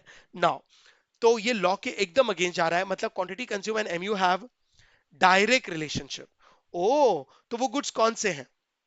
मतलब, ठीक है, now MU can increase in special cases, इसलिए they are called exception. MU में increase in the consumption of stock obtained. Now first है प्रेस्टिजियस गुड्स, नाउ सेकंड है hobbies. Now prestigious goods, now आपने ने पढ़ा है कि जितना ज्यादा प्रेस्टिजियस गुड्स का कलेक्शन करेंगे, आप पॉइंट ऑफ सेटाइटी तक कभी नहीं पहुंचते। दूसरा है हॉबीज। हॉबीज एंटिक्स और रेयर कलेक्शंस को कंसीडर करना। जितना ज्यादा आप एंटिक्स को कलेक्ट करोगे, कलेक्शंस करोगे, आपकी लालच और बढ़ेगी, आपका एमयू और बढ़ेगा, आप सेटिस्फेक्शन तक नहीं पहुंचेंगे, बराबर है। Then creative art, painting, music. Then habits for alcohol, habit, taste and preference. अगर कोई बंदा हैबिचुएटेड है, उसका एमयू कभी जीरो तक पहुंचता ही नहीं है, राइट। माइजर, कंजूस। नाउ कंजूस हमेशा एबनॉर्मली बिहेव करते हैं। नाउ माइजर को जितना ज्यादा पैसा मिले, वो और पैसों को अक्यूमुलेट करने की कोशिश करता है। नाउ तो ये पांच केसेस को हमने, ठीक है, क्या माना है? एक्सेप्शन। इसमें एमयू इंक्रीज होता है। बट फ्रेंड्स, ये जो पांच केसेस है ना, ये लॉ ऑफ डीएमयू के अजम्पशंस को फॉलो नहीं कर रहे। ना गाइस, आपको पता है रियल एक्सेप्शंस कब होते हैं? जब वो अजम्पशंस जो लॉ ऑफ डीएमयू में लिखे हैं, वो सेटिस्फाई होने के बाद डायरेक्ट रिलेशनशिप हो। But you know what, prestigious goods में भी एबनॉर्मल बिहेवियर है, माइजर एबनॉर्मल बिहेवियर है, habit is an abnormal behaviour, rational behaviour नहीं है। हॉबीज में आप रैशनैलिटी, नाउ स्टैंडर्ड यूनिट्स को वायलेट कर रहे हैं, तो यहाँ पे कोई ना कोई अजम्पशन वायलेट हो रहा है, इसके लिए इसको रियलिस्टिक एक्सेप्शंस माने नहीं गए। तो एक्चुअली देखा जाए तो यहाँ पे रियल में कोई एक्सेप्शंस है ही नहीं, ये लॉ इतना रियलिस्टिक बना है। ओ, सो देखो, however we should keep in mind in all the above mentioned cases the fundamental assumption necessary for the law operate are not met। इसे कंक्लूजन तो किया गया जा सकता है कि there is no actually exception in real sense। Oh, actually में real sense में कोई एक्सेप्शंस है ही नहीं। फाइन, तो आपने एक्सेप्शन समझे, लेकिन रियल में कोई एक्सेप्शन नहीं है, क्योंकि ये कोई ना कोई असम्पशंस के रूल्स को ब्रीच कर रहे हैं। ओके, अब आ जाओ types of utility. Guys, utility satisfaction level कैसे बढ़ाया जा सकता है, वो चीज देखते हैं। पहला है फॉर्म यूटिलिटी। फॉर्म यूटिलिटी का मतलब है नाउ फॉर्म चेंज करके यूटिलिटी करना। मैन्युफैक्चरर्स हमेशा फॉर्म चेंज करते हैं, रॉ मटेरियल को फिनिश गुड्स में कन्वर्ट करके उसमें यूटिलिटी जनरेट करते हैं, जिससे उनका सेटिस्फैक्शन लेवल बढ़ता है। प्लेस यूटिलिटी, लोकेशन चेंज करके यूटिलिटी को इंक्रीज करना, बराबर। Time utility, guys right time पे राइट प्रोडक्ट को बेच के यूटिलिटी को इंक्रीज करना। पोजीशन यूटिलिटी, गाइस ओनरशिप को चेंज करके ओनरशिप मिलना भी अपने आप में एक लेवल ऑफ सेटिस्फैक्शन है, मैं मालिक हूं, बराबर। Time utility, guys woollen clothes, जैसे ही अम्ब्रेला सीजनल प्रोडक्ट्स, जैसे ही रेनी सीजन आता है अम्ब्रेला प्रोडक्ट्स, रेनी प्रोडक्ट्स की यूटिलिटी बढ़ जाती है, और ऑफ रेनी सीजन जाने से ना रेनी प्रोडक्ट्स की यूटिलिटी कम हो जाती है। प्लेस, जगह को चेंज करने से ना यूटिलिटी बढ़ाई जा सकती है। तो आप यूटिलिटीज को सेटिस्फैक्शन लेवल को नाउ फॉर्म, प्लेस, टाइम और पोजीशन यूटिलिटी को यूज करके नाउ चेंज करवा सकते हैं। और यही तो बिजनेसमैन बिजनेस में यूज करता है, ताकि हाई यूटिलिटी को क्रिएट करके वो अपने गुड्स को बेचकर प्रॉफिट कमा सके। और यूटिलिटी से ही तो डिमांड जनरेट होती है। तो फ्रेंड्स, ये था यूटिलिटी का एक बहुत ही छोटा सा टॉपिक। नाउ होप आप लोगों को समझ आया होगा। Hello friends, welcome back. So इस चैप्टर में हम रिवाइज करने वाले हैं टॉपिक कॉल्ड कंज्यूमर सरप्लस। फटाफट, इस वीडियो का ऑब्जेक्टिव डिटेल एक्सप्लेनेशंस नहीं है। इस वीडियो का ऑब्जेक्टिव है आपको मेरे नोट से एक एक लाइन की फटाफट फटाफट रैपिड एक्सप्लेनेशंस करवाना। आ जाओ, ताकि आप इस बुक से रिवाइज करके नाउ एग्जाम में जो भी आए सारे एमसीक्यू सॉल्व कर पाओ। फटाफट let's start with consumer surplus. वाह वाह वाह। कंज्यूमर मतलब होता है बायर, जो डिमांड कर रहा है। यहाँ पर सरप्लस का मतलब प्रॉफिट, कंज्यूमर को होने वाला प्रॉफिट। नाम ही देखो कैसा अजीब है। कंज्यूमर को कभी प्रॉफिट थोड़ी होता है, प्रॉफिट तो सेलर्स को होता है। But guys again it's a psychological profit, it's not a monetary profit. यहाँ पर कंज्यूमर सरप्लस का मतलब है now to derive maximum satisfaction. Now sir ये कैसे होगा? इस थियरी का अगर मैं एक लाइन में आपको कंसेप्ट बताऊं तो नाउ इकोनॉमिस्ट कहना चाहता है कि कंज्यूमर हमेशा मेंटली चाहता है कि जितना पैसा वो खर्चा करके वो गुड्स खरीदता है, वो एक्सपेक्ट करता है कि उससे उसके खर्चे से ज्यादा बेनिफिट्स मिले। यस, उसको उनके पैसों का पूरा वर्थ मिले। अगर कोई गुड्स खरीद के उसकी जो एक्सपेक्टेशन है वो मीट हो जाए, तो उसे कहते हैं कंज्यूमर सरप्लस। हम जब भी, मैं आपको इसको एक एग्जांपल से बताऊं, इट्स अगेन आई कैन से साइकोलॉजिकल कंसेप्ट। नाउ आप लोग को कभी कभी कुछ खर्चा करके कोई गुड्स या सर्विसेज बाय करते हो, कोई मूवीज देखते हो, मूवीज पे जो टिकट का खर्चा करते हो, अगर वो मूवी आपको बहुत अच्छी लगी तो आप क्या बोलते हो? पैसा वसूल मूवी है, वर्थ इट। आप चार लोगों को और बोलते हो कि यार यार देख के आओ, मजा आ जाएगा, मैं एक बार और देखने जाने वाला हूं ना। इसका मतलब खर्चा तो आपने टिकट का किया, लेकिन आपको आपकी जो एक्सपेक्टेशन थी उससे कुछ ज्यादा सेटिस्फैक्शन मिला। That is called maximum satisfaction, और I can say extra benefit, जो आपने कभी एक्सपेक्ट नहीं किया था उस गुड्स को खरीद के। अगेन आई से it is a psychological concept. तो ये नॉर्मल कंज्यूमर बिहेवियर की थियोरी है कि हर बंदा जो 10 रुपीज खर्चा करना चाहता है, वो ये चाहता है कि मैं 10 रुपए खर्चा करूं, मुझे 12 का वर्थ मिले। अगर उसको उसकी एक्सपेक्टेशन से ज्यादा का वर्थ मिलता है, तो उसे कहते हैं कंज्यूमर सरप्लस, और only they purchase the goods. Now ये theory law of diminishing marginal utility पे बेस्ड है। कार्डियल नंबर्स, क्योंकि इस थियोरी को भी अल्फ्रेड मार्शल ने ही बनाया है। ठीक है, इसमें यह बताया गया है कि किस तरीके से कंज्यूमर अपने मिनिमम रिसोर्सेस को यूज करके मैक्सिमम सेटिस्फेक्शन पाना चाहता है। फाइन, तो देखो कंज्यूमर सरप्लस क्या है। Consumer surplus is a equation, देखो सीधा डेफिनेशन अपने आप समझ जाएगा। Consumer surplus means what consumer is ready to pay minus what he actually pay. ओहो, what consumer is ready to pay. Now मैं मेंटली प्रिपेयर्ड, किसी भी गुड्स को खरीदने के लिए मेंटली प्रिपेयर्ड होता हूं, और मेरा माइंड कैलकुलेट करता है कि ये प्रोडक्ट इतने वर्थ का होगा। मतलब this is my marginal utility. What consumer is ready to pay is nothing but it's मेरा marginal utility. And what he actually pay मतलब मार्केट प्राइस, जो मार्केट प्राइस होगी वो मुझे पे करना होगा। इसका मतलब MU minus market price is equal to consumer surplus. अब इस डेफिनेशन का आपको मीनिंग ज्यादा बेटर समझेगा जब हम थ्योरी में डिटेल में चलेंगे। The concept of consumer surplus derive from law of diminishing marginality, as I told you. अब देखो, इस थियोरी को समझने के लिए तभी आपको ऊपर का डेफिनेशन ज्यादा बेटर समझेगा। कुछ अजम्पशंस लिए गए हैं। अजम्पशन क्या लिए गए हैं? नाउ कि जिस मार्केट में आप गुड्स परचेज करने वाले हो, नाउ वो मार्केट परफेक्ट कॉम्पिटिटिव है, मतलब परफेक्ट कंपटीशन होगा। परफेक्ट कंपटीशन का मतलब है प्राइस विल रिमेन कांस्टेंट। आप किसी भी शॉप पे जाकर, goods are homogeneous, goods are homogeneous goods, मतलब आप किसी भी दुकान से खरीदें आपको सेम गुड्स खरीदने हैं।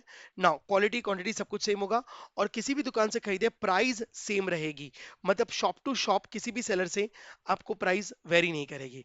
ओके, अब दूसरा असम्पशन मेरे लिए सबसे इंपॉर्टेंट है। नाउ इकोनॉमिस्ट कहता है कि कंज्यूमर कब ज्यादा स्पेंड करने को तैयार होता है मालूम है? जब वो उस गुड्स के लिए डेस्परेट होता है। ठीक है, यस, जब उसे ज्यादा यूटिलिटी मिलती है। मतलब यहां पर वो कहना चाहता है कि सेटिस्फेक्शन को यूटिल्स में कन्वर्ट किया है। आपने लॉ ऑफ यूटिलिटी पढ़ चुके हैं। एक मार्जिनल यूटिलिटी को सेटिस्फाई करने के लिए consumer is ready to spend 1 rupee to satisfy one utils of satisfaction. Consumer mentally prepared होगा 1 रुपया खर्चा करने को। ओके, सो देखो, if a consumer gets more utility he would be willing to pay higher price. अगर उसको लगता है कि ये मेरे को और ज्यादा सेटिस्फेक्शन देने वाला है तो कंज्यूमर ज्यादा पैसा खर्चा करने को तैयार है। लेकिन सर ये कैसे देखेंगे कि वो गुड ज्यादा सेटिस्फेक्शन देगा इससे ज्यादा खर्चा कर सकता हूँ? वो सब दिमाग में चलेगा। देखो, जो गुड जितना ज्यादा अर्जेंट होता है आप पैसा ज्यादा देने को तैयार होते हो कि नहीं? यस। नाउ कोल्ड प्ले की टिकट्स लिमिटेड सीट्स होती हैं, बराबर है। पब्लिक 10,000 की टिकट का 40,000 रुपीज देकर भी जाता है, क्योंकि उस टाइम पे उसके दिमाग में उतना लेवल ऑफ सेटिस्फेक्शन होता है। वो बोलता नहीं, इसको तो खरीदना ही है, राइट? तो हम पेमेंट कब ज्यादा कर पाते हैं? जब हमको गुड्स को देखकर लगता है कि वर्थ है। इसे तो यूटिलिटी को कहते हैं anticipated satisfaction. What do you mean by utility? Anticipated satisfaction, देख के लगता है कि ये मुझे इतना सेटिस्फैक्शन देगा, somewhere in the mind. Am I correct? तो अब देखो, मैंने एक टेबल बनाई है आपको कंज्यूमर सरप्लस समझाने के लिए। Number of units consumed, marginal utility. अब आपने मार्जिनल यूटिलिटी की थियरी ऑलरेडी पढ़ रखी है। मैं जितना ज्यादा कंज्यूम क्वांटिटी कंज्यूम करूंगा मेरा एमयू फॉल होगा। इसी को तो कहते हैं लॉ ऑफ डिमिनिशिंग मार्जिनिटी। और एक टाइम आता है जब एमयू जीरो होता है। जीरो होता है इसका मतलब मैं टोटली सेटिस्फाई हो चुका हूं। It's called point of satiety. All of you understood? Yes. तो MU. Now price, price is market price. तो देखो, marginality is what consumer is ready to pay. Consumer is ready to pay, price is what actually pay, बराबर है। अब consumer surplus, तो देखो ना, पहले यूटिलिटी को समझ लो। जब मैं फर्स्ट यूनिट कंज्यूम करूंगा मुझे highest level of marginal utility मिलती है, बराबर। Now that is 30 utils. जब मैं सेकंड यूनिट कंज्यूम करूंगा मुझे 28 यूटिल्स मिलता है, पहले से कम सेटिस्फैक्शन मिलता है, बराबर। इसी को तो लॉ ऑफ डीएमयू कहते हैं। Third unit 26 utils, fourth unit 24 utils, fifth unit 22 utils. जितना ज्यादा मेरा एमयू फॉल हो रहा है इसका मतलब मुझे सेटिस्फैक्शन, मैं सेटिस्फैक्शन की तरफ बढ़ रहा हूं, पॉइंट ऑफ सेटाइटी की तरफ। सिक्स यूनिट मुझे 20 यूटिल्स देगा, सेवेंथ यूनिट मुझे 18 यूटिल्स देगा। ऐसे करते करते जीरो आ सकता है। अरे ऑल ऑफ यू, अब जब ये यूटिल्स देगा तो अल्फ्रेड मार्शल कहता है एक यूटिल्स के लिए आप 1 रुपया खर्चा कर सकते हो। मतलब फर्स्ट यूनिट को कंज्यूम करने के लिए मैं 30 यूटिल्स, 30 रुपीज का रेडी हूं खर्चा करने के लिए। सेकंड के लिए 28 रुपीज, 26 रुपीज, 24 रुपीज, 22 रुपीज, क्योंकि one util is equal to 1 rupee. अब देखो, जब मैं फर्स्ट यूनिट ऑफ पिज्जा खरीदने जाता हूं, let's say pizza, first unit of pizza, मैं इतना डेस्परेट हूं उस पिज्जा को खाने के लिए कि मेरे को ऐसा मेंटली फील होता है कि मुझे 30 यूटिल्स का सेटिस्फेक्शन देने वाला है। ठीक है, मतलब बहुत ज्यादा satisfaction, I am ready to spend 30 rupees. लेकिन जब मैं शॉप पे जाता हूं तो मुझे 20 रुपीज में ही मिल जाता है। मतलब वाओ, मेरी खुशी का पार नहीं होगा, अंदर पटाखे फूट रहे होंगे कि यार ये तो सस्ता लग रहा है। अब देखो, सस्ता लगना और महंगा लगना ये कंज्यूमर की मेंटालिटी है। जो चीज आपको महंगी लगती हो सकता है किसी कंज्यूमर को सस्ती लगती हो। Am I correct? यस, वो साइकोलॉजिकल कंसेप्ट है। नाउ तो आपको यहाँ पे सस्ता लगेगा क्योंकि अब आपको मेंटली लग रहा है अरे यार मैं तो 30 रुपए देने को तैयार था, बट मार्केट में 20 रुपए का ही मिल रहा है। तो आपको कितने का फायदा नजर आ रहा है? 10 रुपीज। लेकिन ये मॉनेटरी फायदा नहीं, ये मेंटल फायदा है। तो आपको लगता है 20 रुपए में 30 रुपए का वर्थ मिल रहा है, आप तुरंत पिज्जा खरीदेंगे और कंज्यूम कर लेंगे। सेकेंड पिज्जा, अभी आप पूरे सेटिस्फाई नहीं हुए हैं, पहला स्लाइस खाया है, second slice of pizza 28 rupees का मिल रहा है, बरा नहीं sorry, second slice of pizza अब आपको पहले से ज्यादा सेटिस्फेक्शन नहीं, कम सेटिस्फेक्शन देगा। जैसे पहला था you can not express it, second is wow. ठीक है, अब सेकेंड स्लाइस ऑफ पिज्जा के लिए आपको लगता है मेंटली कि मुझे इससे 28 यूटिल्स का सेटिस्फेक्शन मिलेगा। मतलब आप 28 रुपए में वो पिज्जा खरीदने को तैयार हो, लेकिन मार्केट में तो 20 रुपए का ही मिल रहा है ना। तो अभी भी आपको लग रहा है कि 8 रुपीज का वर्थ एक्स्ट्रा है, जितना खर्चा कर रहा हूं उससे ज्यादा वर्थ है। तो आप तुरंत second slice of pizza consume करेंगे क्योंकि आपका कंज्यूमर सरप्लस ज्यादा है। नाउ थर्ड पिज्जा 26 खर्चा करने को तैयार हो, 20 रुपीज में मिल रहा है, 6 is the surplus, you will going to consume it, you will going to purchase and you will going to consume. Fourth slice of pizza, आप 24 रुपीज का आपको मेंटली वर्थ मिलने वाला है, और मार्केट में 20 रुपए का मिल रहा है, मेंटली आपको लगेगा ये सस्ता है, आप तुरंत परचेज करेंगे क्योंकि अभी भी आपको 4 रुपए का एक्स्ट्रा बेनिफिट्स मिल रहे हैं, बराबर। फिफ्थ स्लाइस ऑफ पिज्जा, अब आप धीरे धीरे पॉइंट ऑफ सेटाइटी की तरफ बढ़ रहे हैं, 22 रुपीज का स्लाइस ऑफ पिज्जा आपके लिए 22 रुपए का वर्थ है, बराबर है। आप 22 रुपए का वर्थ रखते हैं और आपको 20 रुपए में मिल रहा है, अभी भी आपको कंज्यूमर सरप्लस 2 रुपीज है। मतलब कहने से फिफ्थ स्लाइस ऑफ पिज्जा तक आपका डीएमयू फॉल हो रहा है, उन्होंने आपके सेटिस्फेक्शन को पैसों में कन्वर्ट किया नाउ, और प्राइस 20 की 20 है, मार्केट में प्राइस कम ज्यादा नहीं हो रही नाउ। जैसे ही आप 6 स्लाइस ऑफ पिज्जा कंज्यूम करेंगे, अब आपको 20 यूटिल्स का सेटिस्फेक्शन मिलेगा, मतलब आप मेंटली 20 रुपए का वर्थ, आपको लगता है वो स्लाइस खाने से मुझे 20 रुपए का वर्थ मिलेगा, और मार्केट में मिल भी कितने का रहा है, 20 रुपीज का। आपको कोई सरप्लस नहीं मिल रहा, लेकिन आप जितना खर्चा कर रहे हो उतना पूरा वर्थ मिल रहा है, एक्स्ट्रा नहीं मिल रहा पर वर्थ तो है, पैसे की वेस्टेज नहीं है मेंटली। तो आप 6 यूनिट्स को कंज्यूम करेंगे। अभी भी आप लॉ ऑफ डीएमयू के हिसाब से पॉइंट ऑफ सेटाइटी तक नहीं पहुंचे हैं, अभी तक आपकी एमयू 20 तक पहुंची है। नाउ लॉ ऑफ डीएमयू के हिसाब से पॉइंट ऑफ सेटाइटी आप फुल्ली सेटिस्फाइड तब होते हैं जब आपका एमयू 0 होता है, एम आई करेक्ट। जैसे ही आप 7 स्लाइस ऑफ पिज्जा, अब 7 स्लाइस ऑफ पिज्जा आपको 18 न्यूट्रिल्स का सेटिस्फेक्शन देगा, राइट। खरीद तो सकते हैं आप 7 स्लाइस ऑफ पिज्जा, बराबर। इसका मतलब आपको मेंटली लगता है कि ये अब 7 स्लाइस ऑफ पिज्जा 18 रुपए का वर्थ है, मार्केट में तो 20 रुपीज का मिल रहा है। अब यहां पर आपको कंज्यूमर सरप्लस नहीं होगा, कंज्यूमर लॉस होगा, नेगेटिव। मतलब आपको मेंटली लगेगा वही स्लाइस ऑफ पिज्जा कि अब खरीदना वर्थ नहीं है, और आप 7 स्लाइस ऑफ पिज्जा नहीं खरीदेंगे। देखो, लॉ ऑफ डीएमयू कहता है अभी तक आप 0 पे नहीं पहुंचे हैं, लेकिन गाइस ये रियल थियरी है, इसलिए लॉ ऑफ डीएमयू से कंज्यूमर सरप्लस को अल्फ्रेड मार्शल ने बनाया कि कोई भी अपने एमयू को 0 तक नहीं ले जाता। लॉ ऑफ डिमिनिशिंग में price was not the concern, वहां पे आपका सेटिस्फेक्शन पॉइंट को समझाया जा रहा था, लेकिन प्रैक्टिकल लाइफ में सेटिस्फेक्शन लेने के लिए पैसा खर्चा करना पड़ता है। यहां पर 7th यूनिट कंज्यूम करेगा ही नहीं, इवन तो पॉइंट ऑफ सेटाइटी नहीं पहुंचा, लेकिन उसको 6 यूनिट्स तक का ही स्लाइस ऑफ पिज्जा का वर्थ है, तो वो 6 यूनिट ही खरीदेगा। तो when the price is 20, demand is 6 units of pizza, right. अब आप बताओ, आपको ये चीज समझा, मतलब कंज्यूमर सरप्लस पॉजिटिव भी हो सकता है, 0 भी हो सकता है और नेगेटिव भी हो सकता है, बराबर। अब कंक्लूजन, कंज्यूमर सरप्लस पॉजिटिव कब होता है, तो when MU is greater than price, बराबर है। तो when MU is greater than price surplus is positive, इसे सरप्लस कहेंगे। When MU is equal to price, बराबर, नाउ तब इसे कहते हैं कंज्यूमर इक्विलिब्रियम। मतलब 6th यूनिट ऑफ पिज्जा पे कंज्यूमर अपने आप को मैक्सिमम सेटिस्फाई समझेगा। This is my green shade, मैंने इसको ग्रीन शेड में बनाया है, मतलब हम ग्रीन शेड के ऊपर नहीं जाने वाले। रेड शेड मतलब कंज्यूमर खरीदेगा नहीं, क्योंकि उसको डेफिसिट नजर आ रहा है, consumer surplus is negative, that is MU is less than price, right. Yes, तो मुझे बताओ नाउ, तो देखो एक्सप्लेनेशन वही लिखा है, consumer enjoy surplus till 5th unit and 6th unit पे he is in equilibrium. Consumer equilibrium का मतलब है he derive maximum satisfaction. 7th unit पे उसको पैसों की बर्बादी लग रही है, वर्थ नहीं लग रहा खर्चा करना मेंटली, राइट। तो अब मुझे बताओ इसका टोटल सरप्लस कितना होगा, तो कितने कंज्यूम करने वाला है, 0 यूनिट्स तक, 6 यूनिट तक। तो आप इन सब का टोटल करेंगे, कंज्यूमर सरप्लस का टोटल करोगे तो आएगा 30, he will be enjoying 30 units का मैक्सिमम सरप्लस। ओके, आपको ये कंसेप्ट समझ में आया, यस सर। अब जब मैं उसी टेबल को इस डायग्राम में ड्रॉ करूंगा तो आप एक चीज जानेंगे नाउ, ठीक है। Diagram, this is my downward sloping curve जो मैंने कॉम्बिनेशन से बनाया। अब ये कर्व मेरा मार्जिनल यूटिलिटी भी है और डिमांड कर्व भी है, ओके। और ये मेरी प्राइस है, मेरा प्राइस कितना था 20, बराबर। तो मैं सारे यूनिट्स को कितने में खरीद रहा था 20, ये मेरा 6 यूनिट है जो मैं कंज्यूम कर रहा था, तो ये मेरा इक्विलिब्रियम हुआ where mu is equal to price. तो कहने से mu is equal to price के ऊपर मेरा कंज्यूमर सरप्लस है, तो जो ब्लू शेड है इज माय कंज्यूमर सरप्लस। और जो और इक्विलिब्रियम कहाँ है, जहां पे प्राइस और mu दोनों इक्वल हो गए, मतलब प्राइस की जो ऊपर का ट्रायंगल बनता है ना, ब्लू ब्लू शेड ना, वो कंज्यूमर सरप्लस होता है। तो आपके लिए एक इंपॉर्टेंट पॉइंट, जहां पे भी प्राइस लाइन होगी उसके ऊपर का ट्रायंगल शेप हमेशा सरप्लस होगा, okay.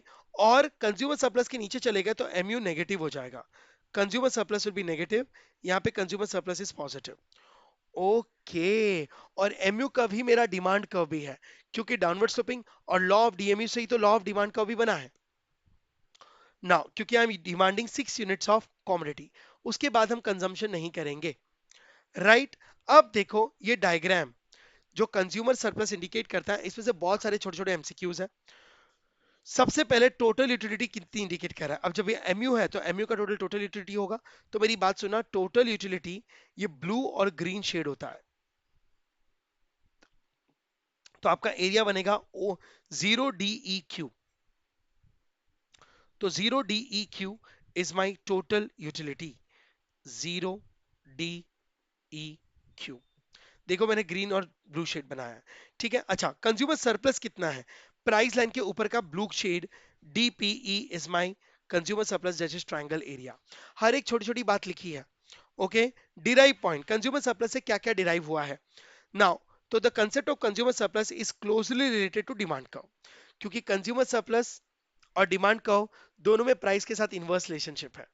Hence, DD1 is also called demand curve. Price and consumer surplus have inverse relationship.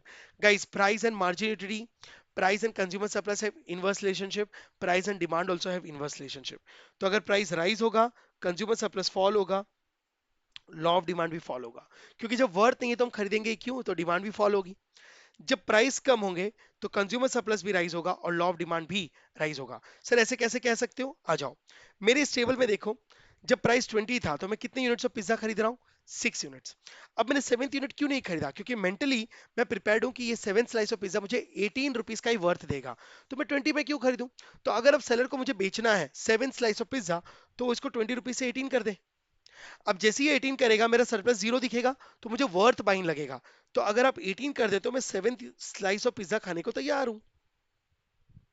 ओ, अब 8 स्लाइस ऑफ पिज्जा जो कि मैंने बनाया नहीं है, मुझे 16 न्यूटल्स का सेटिस्फेक्शन देगा, राइट? अब 18 में क्यों खरीदूं? वापस नेगेटिव हो रहा है, -2। तो अगर सेलर को मुझे बेचना है तो उसको 16 कर दे, तो मेरा कंज्यूमर सरप्लस फिर 0 पे आएगा। I am ready to purchase. तो 16 पे I am ready to purchase 8 unit. तो अगर आप देखोगे, price is rising, demand is following, right? Yes. Now तो गाइस कंज्यूमर सरप्लस की थ्योरी एक्चुअली यहीं पे कंप्लीट होती है। बहुत छोटी सी कंसेप्ट है, सिंपल सा कंसेप्ट है, राइट? अब ये जो नेक्स्ट पॉइंट है ना, ये एनालिसिस है। आपको एग्जाम में कुछ भी आता है डायग्राम देकर, तो ये सबसे ज्यादा डिटेल एनालिसिस है। अब आप पहले इस डायग्राम को देख लो। When the price is P, तो क्यू क्वांटिटीज आर डिमांडेड, अरे बराबर है। और इसके ऊपर का जो ब्लू शेड है, ए एरिया, ये सरप्लस है। अरे ऑल ऑफ यू, इसे इसको कंज्यूमर सरप्लस लिखा है। अब प्राइस अगर फॉल हो जाए, प्राइस P1 हो जाए, तो क्वांटिटी बढ़ के Q1 हो जाएगा। हाँ, तो P1 और Q, जब प्राइस फॉल होगी तो डिमांड बढ़ के Q1 हो गया। इसका मतलब पहले मेरे 50 को, जब प्राइस P था, 50 कस्टमर्स मेरे चॉकलेट्स को खरीद रहे थे, ऐसे समझो। जब प्राइस P1 हुआ तो मेरे जो 50 कस्टमर्स थे वो तो खुश हो गए क्योंकि भाव गिर गए। 10 कस्टमर और ऐड हो गए, मेरी क्वांटिटी 60 हो गई। तो गाइस ये जो Q और Q1 का गैप है ना, ये मेरे एक्स्ट्रा कस्टमर्स हैं। याद रखना, न्यू कंज्यूमर्स जो नए ऐड हुए सस्ता होने की वजह से। ओ, इसे देखो, ये जो गैप है ना, इसको न्यू कंज्यूमर बोलते हैं। और ये जो Q तक है, 50 कस्टमर्स, 50 प्लस 10 60 होंगे, बराबर। ये 50 मेरे एग्जिस्टिंग कस्टमर्स हैं, तो ये मेरा एग्जिस्टिंग कंज्यूमर्स गेन है, ग्रीन वाला बी एरिया। देखो कितनी सारी इंटरप्रिटेशंस है। तो अब देखो इसे 5 पॉइंट्स है। At the price P, consumer surplus is, जब प्राइस पी है तो क्या सरप्लस होगा? प्राइस के ऊपर का ट्रायंगल इज ए सरप्लस, तो एरिया ए होगा, मतलब P A E, right? Yes sir. Now at price P one consumer surplus is, guys अगर प्राइस पी वन हो गया तो पी वन के ऊपर का एरिया, ऊपर का एरिया में पूरा बड़ा ट्रायंगल आएगा, ये वाला, जिसमें ए बी और सी तीनों एरिया आ रहे हैं। तो देखो ए बी और सी, कुछ भी पूछते हैं, राइट? अब देखो एक्स्ट्रा और क्या क्या पूछेंगे। Now listen, when the price fall from price P to pre P1, the extra consumer surplus derive by area dash for existing buyer. अगर प्राइस फॉल होता है तो एग्जिस्टिंग बायर्स को कितना एक्स्ट्रा गेन होगा? तो मेरे एग्जिस्टिंग बायर्स तो 50 है मेरे एग्जांपल में, तो देखो जब प्राइस पी था तो उनको खाली ब्लू मिल रहा था, जब प्राइस फॉल होके P1 हुआ तो ग्रीन जितना ऐड हो गया, तो B area is the extra consumer gain. Oh, अब न्यू कंज्यूमर्स, जब प्राइस P1 हो तो न्यू कंज्यूमर और ऐड हो गए 10 और, उनका कंज्यूमर का सरप्लस कितना, तो ये खाली ऑरेंज लाइन सी एरिया, न्यू कंज्यूमर गेन, तो ये सी वाला पार्ट। कितनी छोटी छोटी एनालिसिस है। यस, आपको समझ आया। Yes sir, we understood. अब देखो next application of consumer surplus.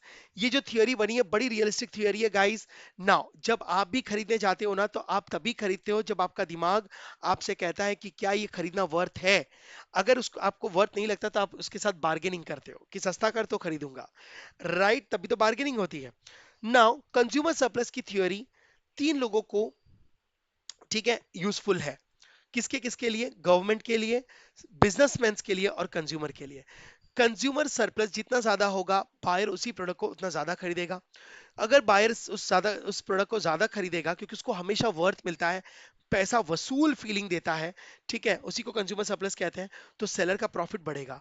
Seller का प्रॉफिट बढ़ेगा, लॉयल कस्टमर्स होंगे, क्योंकि पैसा वसूल है, तो कंज्यूमर लॉयल बन जाएगा, वो उसी प्रोडक्ट को बार बार खरीदेगा, इनफैक्ट 10 लोग को रेफर भी करेगा। तो बिजनेसमैन की मोनोपोली क्रिएट होगी, बिजनेसमैन थोड़ा प्राइस बढ़ा सकता है, क्योंकि सरप्लस है ना, कंज्यूमर को मेंटली लगता है कि वर्थ बाइंग है, तो थोड़ा पैसा बढ़ाएंगे, तो सर बिजनेसमैन का प्रॉफिट मार्जिन बढ़ेगा, एक्सपांशन होगा, इन्वेस्टमेंट्स बढ़ेंगे। कंज्यूमर सरप्लस होगा तो गवर्नमेंट ज्यादा टैक्सेस भी लगा पाएगा। तो देखो कंज्यूमर सरप्लस होने के क्या क्या फायदे हैं। अगर कंज्यूमर सरप्लस लार्ज है पूरे इंडिया में, तो लोग सेटिस्फाई फील करेंगे, हैप्पीनेस फील करेंगे। Now consumer repetition of purchase more होगा, ठीक है। Elasticity of demand inelastic, क्योंकि इन इलास्टिक डिमांड का मतलब होता है मोनोपोली, डिमांड में कम चेंज, राइट, ये आपने पढ़ा है। तो जब कंज्यूमर को उसी प्रोडक्ट से ज्यादा सरप्लस मिलेगा नाउ, तो वही चीज वो रिपीटेडली खरीदेगा नाउ, बराबर, तो डिमांड में ज्यादा चेंज नहीं आने वाला। In elastic demand, in elastic demand मतलब मोनोपोली, मतलब सेलर प्राइसेस को थोड़ा बढ़ा सकता है क्योंकि मोनोपोली एंजॉय कर रहा है। नाउ प्रॉफिटेबिलिटी बढ़ेगी, इन्वेस्टमेंट्स बढ़ेंगे। क्यों, क्योंकि उस बिजनेस में जब प्रॉफिट बढ़ेगा तो वो और इन्वेस्टमेंट करके बिजनेस एक्सपांड करेगा। अब देखो ना, जैसे हमारे इंडिया में डेयरी मिल्क चॉकलेट कोई टक्कर का नहीं उसके टेस्ट का, वो प्राइसेस बढ़ा रहा है, कितनी महंगी चॉकलेट्स बेचता है, लेकिन फिर भी हम बाय करते हैं क्योंकि हमको वर्थ लगता है। The moment you purchase it and you consume, आपको लगता है यार पैसा वसूल है, भले 150 लगे तो 150 का चॉकलेट आया तो आया, राइट। तो कैडबरी जानता है कि मैं अपने प्रोडक्ट में कंज्यूमर्स को कंज्यूमर सरप्लस दे रहा हूं, उनको 150 रुपए में भी वर्थ लग रहा है, बराबर है। तो डेयरी मिल्क की नियर टू मोनोपोली चल रही है, और गवर्नमेंट भी हायर टैक्सेस लगाएंगे। लो हुआ तो सब उल्टा होगा, राइट, यस सर। एक्सेप्शन, इस लॉ का एक्सेप्शन क्या है। इस लॉ के दो एक्सेप्शन है। ये थियरी नेसेसिटी गुड्स पे एप्लीकेबल नहीं है और प्रेस्टिजियस गुड्स पे एप्लीकेबल नहीं है। क्यों, क्योंकि नेसेसिटी गुड्स कभी हम सेक्रीफाइस नहीं करना चाहेंगे। नाउ एग्जाम में क्वेश्चन एल्फ्रेड मार्शल कहता है नेसेसिटी गुड्स ऑलवेज हैव, उनकी यूटिलिटी इन्फिनिटली लार्ज है, मतलब उनका प्राइस कितना भी बढ़े we have to purchase it. तो इनका प्राइस कितना भी बढ़े, my marginal utility will always remain constant. तो इसमें कभी कंज्यूमर सरप्लस नेगेटिव हो ही नहीं सकता, क्योंकि इसकी एमयू इन्फिनिटली लार्ज है, जीने के लिए जरूरी है, तो कितना ही महंगा हो जाए कोई सेक्रीफाइस नहीं करेगा। प्रेस्टिजियस गुड्स, प्राइस के बढ़ने से हमने पढ़ा था नाउ, ठीक है, अमीर लोग उसे ज्यादा खरीदते हैं, उनको और प्रेस्टिजियस वैल्यू समझ में आती है, उनको और वर्थ समझ में आता है, तो कंज्यूमर सरप्लस भी उनका बढ़ता है। तो प्राइस के बढ़ने से कंज्यूमर सरप्लस फॉल नहीं हो रहा, बढ़ रहा है, इसलिए एक्सेप्शन है। ओ, तो necessity goods and prestigious goods are the exception, इस पे ये थियरी एप्लीकेबल नहीं हो रही। Okay sir. Limitations, guys limitations लोगों का कहना है, बराबर है, वो कुछ तो कहेंगे ना। लिमिटेशंस का मतलब है, थोड़ा इस लॉ को क्रिटिसाइज किया गया है, वो ये इस बेसिस पे कि कोई भी अपने कंज्यूमर सरप्लस को पैसों में कैसे माप सकता है, कोई भी अपने सेटिस्फेक्शन को प्रिसाइजली नहीं माप सकता, ठीक है। लेकिन गाइस ये सोचो, अल्फ्रेड मार्शल ने आपकी फीलिंग्स को नंबरों में कन्वर्ट करके रियलिस्टिक फैक्टर दिखाया तो है, हम भी तो ऐसे ही बिहेव करते हैं। Yes, consumer surplus is affected by substitute, yes, substitute goods और कॉम्प्लीमेंट्री गुड्स को हम हमेशा इग्नोर करेंगे। नाउ कंज्यूमर सरप्लस और लॉ ऑफ डिमांड एक बेस्ट असम्पशन पे बेस्ड है, जो कि अनरियलिस्टिक है। Marginal utility of money should remain constant, जो कि प्रैक्टिकली पॉसिबल नहीं है। प्लस कंज्यूमर अल्फ्रेड मार्शल ने ये भी एक अज्यूम किया कि एक यूटिल के सेटिस्फेक्शन के लिए हम 1 रुपया खर्चा करने को तैयार हैं, जबकि हमने कभी ऐसा सोच के कभी डिसीजंस नहीं लिए। वो हमारे प्रेफरेंसेस पे डिपेंड है। Am I correct? But convert किया है विच इज अनरियलिस्टिक। इसलिए कंक्लूजन ये निकला है कि ये कंसेप्ट हाइपोथेटिकल और इल्यूजनरी है, ठीक है, बट रियलिस्टिक अपनी मेंटालिटी को दिखाता है। होप कंज्यूमर सरप्लस की थ्योरी मैंने बहुत ही समराइज करके टू द पॉइंट आपको सारी चीजें बता दी। तो कंज्यूमर सरप्लस का मतलब क्या है? What is ready to pay minus what is actually pay. बराबर। अगर आपको इतने सारे पॉइंट्स आते हैं, मेरी गारंटी है आप कंज्यूमर सरप्लस पे आने वाला कोई भी एमसीक्यू सॉल्व कर पाएंगे। Okay, bye. होप आपको ये बुक बहुत ही बेनिफिशियल लग रही होगी, वर्थ लग रही होगी। Best of luck. हाँ, एक और चीज, अगर आपको इन चीजों का डिटेल एक्सप्लेनेशन जानना है विद लॉजिक विद कॉन्सेप्ट, तो आप मेरे वीडियो लेक्चर्स बाय कर सकते हैं। Hello guys, welcome. सो अब हम रिवाइज कर रहे हैं इंडिफरेंस कर्व। रिवाइज, आप इसे रैपिड रिवीजन कह लो, रिवीजन कह लो, या फास्ट एक्सप्लेनेशन कह लो, ठीक है। ये इस वीडियो का पर्पस है कि आपको मेरे नोट्स टू द पॉइंट जो हैं वो बहुत अच्छे से समझ में आए, और आप इस टॉपिक के जितने भी एमसीक्यूज आ जाएं आपके एग्जाम में, ठीक है, आप सारे सॉल्व कर पाओ। गाइस, नोट्स बेस्ट है। नाउ सिर्फ सुनते जाओ। 15 मिनट्स में इंडिफरेंस कर्व का टकाटक फास्ट एक्सप्लेनेशन। आ जाओ। इंडिफरेंस कर्व को पढ़ने से पहले आप आ जाइए पेज नंबर 2.27 में, अदर टॉपिक्स पे। इंडिफरेंस कर्व में सबसे पहली बात है, इंडिफरेंस कर्व और यूटिलिटी क्या डिफरेंस है। नाउ दोनों की सिमिलैरिटी ये है नाउ कि यूटिलिटी और इंडिफरेंस कर्व दोनों कंज्यूमर बिहेवियर को एक्सप्लेन करते हैं। कंज्यूमर बिहेवियर का मतलब सिर्फ एक ही है, कंज्यूमर का एक ही ऑब्जेक्टिव होता है कि कम से कम रिसोर्सेज में मैक्सिमम पॉसिबल सेटिस्फैक्शन तक पहुंचना। नो डाउट सबकी डिमांड कभी सेटिस्फाई नहीं हो सकती, बट मैक्सिमम पॉसिबल सेटिस्फाई हो सकती है। यस, नाउ ये हर कंज्यूमर का रैशनल बिहेवियर है, ये बेसिक अजम्पशन रहता है। अब यूटिलिटी और इंडिफरेंस कर्व में क्या डिफरेंस है? Indifference curve is a very broader concept than utility, but guys, पापा तो पापा ही होते हैं।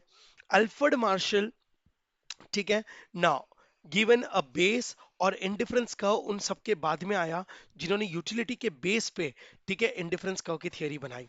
तो आप ये कह सकते हो कि इंडिफरेंस कर्व का भी बेस यूटिलिटी है। बट चार पॉइंट है जो इंडिफरेंस, चार पॉइंट जो आप लोगों को नाउ डिफरेंस में आना चाहिए। सबसे पहला, utility develop by Alfred Marshall, indifference curve is develop by Hicks and Elon.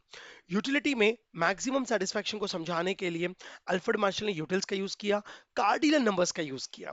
मतलब वो आपके सेटिस्फैक्शन को प्लस माइनस मल्टीप्लिकेशन डिवीजन कर सकते थे।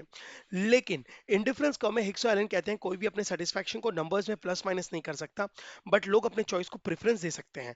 ज्यादा अर्जेंट है पहले ये, दूसरा ये, रैंकिंग दे सकते हो। इससे हिक्स और एलन ने ऑर्डिनल नंबर्स का यूज किया। थर्ड डिफरेंस, यूटिलिटी में now the basic was, Alfred Marshall कहते थे कि एक टाइम पर इंसान एक ही गुड्स को, एक ही डिमांड को सेटिस्फाई कर सकता है। गाइस, वो जमाना अलग था, ठीक है, इसलिए यूटिलिटी को सिंगल कमोडिटी थ्योरी कहते हैं, right now. But Hicks Allen कहते हैं मॉडर्न जमाने के लोग कि एक टाइम पर एक आदमी एक डिमांड से अपने आप को मैक्सिमम सेटिस्फाई नहीं कर सकता। एक टाइम पर एक कंज्यूमर अपने आप को मल्टीपल डिमांड्स को सेटिस्फाई करना चाहता है विद इट्स अवेलेबल रिसोर्सेज, तो ही वो मैक्सिमम तक पहुंचता है। इसलिए इसको मल्टीपल कमोडिटी थ्योरी कहते हैं। लेकिन आपको समझाने के लिए इस थ्योरी में अजम्पशन लिया है नाउ कि एक टाइम पर हम दो कमोडिटी को डिमांड करेंगे, इसे टू कमोडिटी थ्योरी कहा गई है। नाउ यूटिलिटी का फोर्थ पॉइंट है, यूटिलिटी बहुत सारे अनरियलिस्टिक अजम्पशंस पे डिपेंड है। नाउ जैसे मार्जिन, मनी का मार्जिनिटी कांस्टेंट रहना, नाउ जो प्रैक्टिकली पॉसिबल नहीं है, ठीक है। आपके सेटिस्फेक्शन लेवल को मनी, मॉनेटरी टर्म्स में उन्होंने मेजर किया है, जो कि प्रैक्टिकली पॉसिबल नहीं है ना। ऐसे बहुत सारे अजम्पशंस पे बेस्ड है यूटिलिटी, लेकिन इंडिफरेंस कर्व ने ऐसे कोई अजम्पशंस का बेस नहीं लिया है। तो इंडिफरेंस कर्व कंप्लीटली ज्यादा प्रैक्टिकल, ज्यादा ब्रॉडर कंसेप्ट है। ओके, तो चार पॉइंट्स आप ध्यान में रखेंगे ना। इसके बाद अब आप इंडिफरेंस कर्व स्टार्ट करेंगे।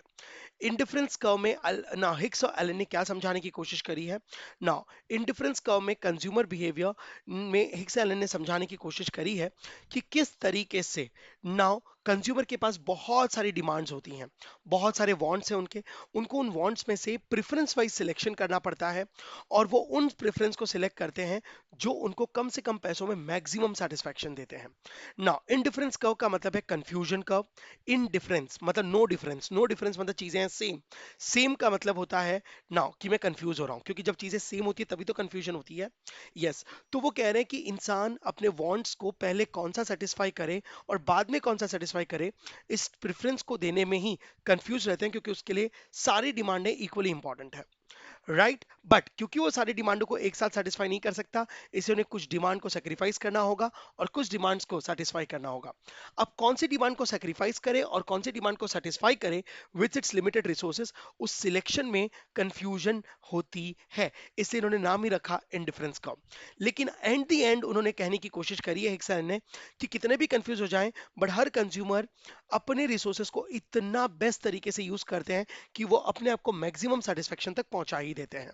ठीक है, नाउ तो indifference curve two commodity theory है, तो इंडिफरेंस कर्व रिप्रेजेंट कॉम्बिनेशंस, हम हमेशा डिमांड कॉम्बिनेशन में करेंगे of two goods which are capable to give same level of satisfaction. आप कितने भी कॉम्बिनेशन अपने दिमाग में बना लो, सारे combination same level of satisfaction देंगे। इंडिफरेंस के बहुत सारे नाम हैं। Indifference curve is also called equal utility theory, क्योंकि सेटिस्फैक्शन मतलब यूटिल्स, यूटिल्स मतलब यूटिलिटी। ठीक है, तो आइसो यूटिलिटी कर्व भी कहते हैं, इक्वल यूटिलिटी कर्व भी कहते हैं, कंज्यूमर प्रेफरेंस कर्व भी कहते हैं, क्योंकि कंज्यूमर जिस चीज को पहले प्रेफरेंस देगा उसे वो पहले सेटिस्फाई करेगा और वही उसको मैक्सिमम सेटिस्फैक्शन तक देगा। राइट, यस, तो इंडिफरेंस का रिप्रेजेंट कंज्यूमर्स प्रेफरेंस ग्राफ्स, उन्होंने प्रेफरेंस पे फोकस किया है ना। अब देखो, हमारे दिमाग में जो केमिकल लोचा चल रहा है, जो हमारे दिमाग में थॉट प्रोसेस है, उनको उन्होंने दिमाग से टेबल में नंबर में कन्वर्ट किया है, वो भी नंबर कौन से, ऑर्डिनल नंबर्स। ठीक है, नाउ जैसे फॉर एग्जांपल मेरे पास 1000 रुपीज है, 1000 रुपीज ही मेरा बजट है, तो मेरा दिमाग इन्हीं में कुछ कॉम्बिनेशन बनाएगा, या इसके साथ क्या खरीदूं, या इसके साथ ये खरीदूं, नहीं इसके साथ ये खरीदूं। ठीक है, तो हम यहाँ पर दो अनरिलेटेड गुड्स ले रहे हैं, ये थियोरी अनरिलेटेड गुड्स पे बेस्ड है। एक है फूड, दैट इज फ्रैंकी कह लो आप, और एक है हैंकी, क्लोथ्स। ठीक है, मुझे हैंडकरचीफ खरीदना है हैंकी, और मुझे फूड खरीदना है फ्रैंकी। ना 1000 रुपए में मेरा दिमाग पहले कॉम्बिनेशन में कह रहा है कि एक फूड और 12 हैंकी खरीद सकता हूँ। अच्छा, यहाँ पे एक अजम्पशन है, मेरे पूरे 1000 रुपीज खर्चा करना है मुझे, कोई सेविंग्स नहीं करनी है। फिर मेरा बी कॉम्बिनेशन कहता है नहीं यार, फूड ज्यादा चाहिए, तो अगर आप फूड को ज्यादा कंज्यूम करेंगे तो क्लोथ्स को सेक्रीफाइस करना पड़ेगा, तो MRS is my sacrifice ratio. तो जैसे जैसे आप फूड बढ़ाते जाएंगे 1 2 3 4, नाउ वैसे वैसे क्लोथिंग को आपको कम करनी पड़ेगी, मतलब आपका एमआरएस फॉल हो रहा है, सेक्रीफाइस रेशियो। ठीक है, तो देखो फूड बढ़ रहा है, क्लोथ्स कम हो रहे हैं, 12 6 4 3, मतलब फूड और क्लोथिंग में इनवर्स रिलेशनशिप। सर क्यों, क्योंकि गाइस हिक्स एलन कहना चाहते हैं रिसोर्सेज लिमिटेड है, अगर आपको एक डिमांड ज्यादा सेटिस्फाई करनी है तो दूसरे को सेक्रीफाइस करना होगा, दोनों ज्यादा ज्यादा नहीं मिल सकते। ओके, तो एमआरएस शुड फॉल। ठीक है, एमआरएस क्या है, आप ऐसे समझ लीजिए कि ये मार्जिनल यूटिलिटी है। ठीक है, लॉ ऑफ डिमिनिशिंग मार्जिनिटी से एमआरएस निकला है, तो ये law of diminishing marginal rate of substitution है। ओके, नाउ अब इसमें पढ़ने के लिए 4 पॉइंट। जब आप इस फूड और क्लोथ को, ठीक है, ग्राफ पे कन्वर्ट करेंगे, नाउ तो आपको ग्राफ पे कॉम्बिनेशंस मिलेंगे। वाई एक्सिस पे क्लोथ लिया है, फूड एक्स एक्सिस पे लिया है, नाउ ए बी सी और डी आपको कॉम्बिनेशंस मिलेंगे। इसका मतलब इंडिफरेंस का डाउनवर्ड स्लोपिंग कर्व है, इसमें आपको 4 पॉइंट समझ में आने चाहिए। पहला, इंडिफरेंस का डाउनवर्ड स्लोपिंग है और इंडिफरेंस का कॉन्वेक्स टू द ओरिजिन है। नाउ ये कॉन्वेक्स क्यों है, क्योंकि एमआरएस फॉल हो रहा है। ठीक है, now why it is convex to the origin, MRS is falling. तो ये मेरे पहले 2 पॉइंट हो गए। अच्छा, ये सबसे इंपॉर्टेंट रूल है, आप कोई भी कॉम्बिनेशन खरीदें, देखो ए बी सी और डी, ठीक है, ये चारों कॉम्बिनेशन नहीं खरीद सकते आप, ये चारों कॉम्बिनेशन के लिए अपने को 4000 रुपीज चाहिए। तो ये अपने दिमाग में कैलकुलेशन चल रही है, लेकिन आपको इन चारों में से एक ही कॉम्बिनेशन सिलेक्ट करना होगा। अब वो कॉम्बिनेशन कौन सा सिलेक्ट करेंगे, वो कंज्यूमर टू कंज्यूमर वेरी करता है, because it is a subjective concept, बराबर। लेकिन ये सारे कॉम्बिनेशन आपको इक्वल सेटिस्फेक्शन दे रहे हैं, तभी तो कंफ्यूजन है कि ए बी सी डी कोई मुझे कम सेटिस्फेक्शन या ज्यादा सेटिस्फेक्शन नहीं दे रहा ना, all are giving me equal satisfaction, इसलिए कंज्यूमर इंडिफरेंट है कि इसमें से कौन सा कॉम्बिनेशन खरीदा जाए। ओके, तो रूल नंबर 1, कोई भी कॉम्बिनेशन अगर सेम आईसी कर्व पे होगा तो वो इक्वल सेटिस्फेक्शन देगा। फोर्थ पॉइंट है ट्रेड ऑफ। ट्रेड ऑफ का मतलब है moving from one combination to another. A से बी से सी से डी, या फिर वाइस वर्सा, डी से सी, डी से बी। अगर आप सेम इंडिफरेंस कर्व पे मूव करते हो तो उसे ट्रेड ऑफ कहेंगे। सर ट्रेड ऑफ का मतलब क्या? जैसे ही आप एक कॉम्बिनेशन से दूसरी कॉम्बिनेशन पे मूव करोगे, एक कमोडिटी सेक्रीफाइस हो रही है और दूसरी कमोडिटी इंक्रीज हो रही है। ओ, जैसे ए कॉम्बिनेशन क्या है ना, 12 क्लोथ्स 1 फूड, लेकिन अगर आप बी पे शिफ्ट होते हो तो क्लोथ 6 हो जाएंगे और 2 फूड हो जाएगा। वाइस वर्सा, अगर आप ए से बी तो क्लोथिंग कम होती जाएंगी, फूड बढ़ता जाएगा, और डी से वापस ऊपर की तरफ जाओगे तो फूड कम होता जाएगा, क्लोथिंग बढ़ेगी। मतलब एक को कंज्यूम करने के लिए दूसरे को सेक्रीफाइस करना होगा, ये सबसे बड़ा बेस है। ओके, तो आपको ये 4 पॉइंट समझे? Yes. Now marginal rate of substitution, guys MRS fall हो रहा है। एमआरएस पहले ज्यादा फॉल होता है, फिर पहले से थोड़ा कम, और फिर थोड़ा कम, मतलब एमआरएस इज डिमिनिशिंग। एमआरएस क्यों फॉल हो रहा है? तो यहां पर ये लिखा गया है कि एमआरएस लॉ ऑफ डिमिनिशिंग मार्जिनिटी पे डिपेंड है, मतलब इनडायरेक्टली हिग्स और एलन ने भी यूटिलिटी का ही बेस लिया है ना, क्योंकि कंज्यूमर की ये नॉर्मल फितरत है ना, जो चीज कंज्यूमर के पास ज्यादा होती है वो उसे ज्यादा ज्यादा सेक्रीफाइस करना चाहता है, और जो चीज उसके पास कम होती है वो उसे पाना चाहता है। बराबर है? तो मोर क्वांटिटी, तो वो टोटली सेटिस्फाई हो चुका है, इसे सेक्रीफाइस करने को तैयार है। अगर उसके पास कोई भी क्वांटिटी का गुड ज्यादा हो जाते हैं तो उसकी इंटेंसिटी, उसका एमयू जीरो हो जाता है। जीरो का मतलब लो हो जाता है, इसका मतलब उससे उसका पूरी तरीके से वो सेटिस्फाई हो चुका है, इससे वो सेक्रीफाइस करने को तैयार है। लेकिन जो चीजें उसके पास नहीं होती, उसके लिए उसकी एमयू बहुत ज्यादा हाई होती है ना, वो उसे पाना चाहता है, इसे उसे सेक्रीफाइस नहीं करना चाहता, उल्टा वो गेन करना चाहता है। बराबर? तो इधर देखो, मेरे ए कॉम्बिनेशन में 12 क्लोथ्स थे। जब 12 क्लोथ्स थे तो वो सेटिस्फाइड था क्लोथ से, लेकिन फूड कम था, तो उसको फूड को पाना था, इससे उसने 6 क्लोथ्स को सेक्रीफाइस कर दिया सिर्फ एक क्वांटिटी ऑफ फूड को पाने के लिए। लेकिन जब क्लोथ्स उसके पास 6 हो गए तो फिर से उसकी मार्जिनिटी थोड़ी बढ़ गई, इससे उसे कम सेक्रीफाइस किया दूसरी बार, वापस 6 नहीं किया। ओ, क्योंकि अब उसके क्लोथ्स कम हो रहे हैं, फूड बढ़ रहा है, तो फूड का सेटिस्फेक्शन लेवल बढ़ रहा है। यस। तो एमआरएस क्यों फॉलो हो रहा है? It is law of DMU. Okay, yes sir. अब आ जाओ नेक्स्ट इंडिफरेंस मैप। हमारा जो थियरी का बेस है वो इंडिफरेंस कर्व नहीं, मैप है, लेकिन कर्व से ही मैप बना है। सर ये मैप क्या है? देखो guys, indifference curve is mean single curve. Single curve आपके सिर्फ एक चॉइस को एक्सप्लेन करता है, लेकिन मैप आपकी सारी डिमांड्स को, कॉम्बिनेशंस का कर्व है। इट्स लाइक कि आप कहीं घूमने जा रहे हो, ठीक है, और आपको रास्ता नहीं मिल रहा, तो अगर आप किसी को पूछेंगे एड्रेस तो वो आपको एक गली बताएगा, ओनली वन लेन, वो है इंडिफरेंस कर्व। लेकिन अगर आप मैप को पूछोगे तो पूरा मैप बताएगा ओवरऑल। बराबर है? यस। तो गूगल मैप आपको ओवरऑल सारी चीजें बताता है, लेकिन इंडिफरेंस कर्व खाली एक लेन बताता है। ओके, तो indifference curve is a broader concept, लेकिन यहां पर मेरी जितनी भी डिमांड्स हैं सबके कॉम्बिनेशंस हैं। अच्छा, लेकिन यहां पर वो क्या समझाना चाहते हैं? अगर यहां पर उन्होंने समझा है कि income and my wants have direct relationship, income and demand है डायरेक्ट रिलेशनशिप। मेरा जब 1000 रुपीज का बजट था तो मेरी ABCD डिमांड थी, लेकिन अगर मेरी इनकम बढ़ गई तो मेरी डिमांड्स और बढ़ जाएंगी, तो मैं IC2 पे चला जाऊंगा। 2000, लेकिन अगर मेरी और इनकम बढ़ गई तो मैं हायर कर्व पे चला जाऊंगा। लेकिन आप हायर कर्व पे तब पहुंचोगे जब आपकी बजट बढ़े, जब आपका इनकम बढ़े। तो more income increases, consumer always try to go on a higher budget. क्यों हायर इंडिफरेंस कर्व? सर क्यों? क्योंकि गाइस, इनकम बढ़ेगी तो आपकी डिमांड्स बढ़ेंगी, तो आप अपने सेटिस्फेक्शन लेवल को और ऊपर लेकर जाओगे। अरे हाँ कि ना? यस। तो यहां पर हिक्स एलन कहना चाहते हैं कि the more income increases, now more IC curves, और ज्यादा आपके दिमाग में कॉम्बिनेशंस बनेंगे। लेकिन कौन सा कर्व आपको मैक्सिमम सेटिस्फेक्शन देगा? तो कहने से हायर कर्व आपको हमेशा हायर सेटिस्फेक्शन देगा। अरे बराबर sir, higher curve higher satisfaction देगा, ऐसा क्यों? तो देखो ना, अब देखो पहला रूल वन क्या था? Any combination the same curve gives equal satisfaction. ABCD same satisfaction देने वाले हैं, क्योंकि वो सेम IC1 पे है। EFGH so same IC2 curve पे है, सेम सेटिस्फेक्शन देंगे। लेकिन ए और ई अलग अलग सेटिस्फेक्शन देने वाले हैं, तो कौन हायर देगा, कौन ग्रेटर देगा? तो रूल ये है, higher curve gives higher satisfaction. Sir ये कैसे? ये आप क्वांटिटी में भी देख सकते हो। जैसे अगर ए कॉम्बिनेशन है, अगर मैं गुड्स वाई खरीदूंगा तो 12 और 1 यूनिट ऑफ गुड्स एक्स मिलेगा। बट अगर मैं ई कॉम्बिनेशन खरीदूं तो आप 2000 रुपीज में 15 यूनिट्स ऑफ गुड्स वाई खरीद पाएंगे और 2 यूनिट्स ऑफ गुड्स एक्स खरीद पाएंगे। तो मेरी ज्यादा डिमांड कौन सेटिस्फाई कर रहा है, IC2 की IC1? IC2। तो higher curve gives higher satisfaction, क्योंकि ज्यादा ज्यादा क्वांटिटी मुझे मिल रही है। ओके, तो ये rule number two, any combination of higher indifference curve gives higher satisfaction as compare to any combination on lower IC curve. तो यहाँ पे एक रैशनल बिहेवियर ऑफ कंज्यूमर का प्रेफरेंस होगा। एक रैशनल बिहेवियर हमेशा लो इंडिफरेंस कर्व पे satisfy होना चाहता है कि हायर पे, गाइस हाईएस्ट पॉसिबल। एक rational behaviour of the consumer है कि वो हाईएस्ट पॉसिबल आईसी कर्व को अचीव करना चाहता है, क्योंकि इस थियरी का बेस क्या है, मैक्सिमम सेटिस्फेक्शन। मतलब IC curve one, lower curve low satisfaction देते हैं, हायर कर्व हाई सेटिस्फेक्शन देते हैं। ओ, तो इंडिफरेंस कर्व मैप क्या है, जब बहुत सारे कर्व्स एक साथ हों, ठीक है, कंपैरिजन में, तो उसे मैप कहते हैं। Single curve is a curve, now multiple curves is called map, इसे से कहते हैं a set of indifference curves.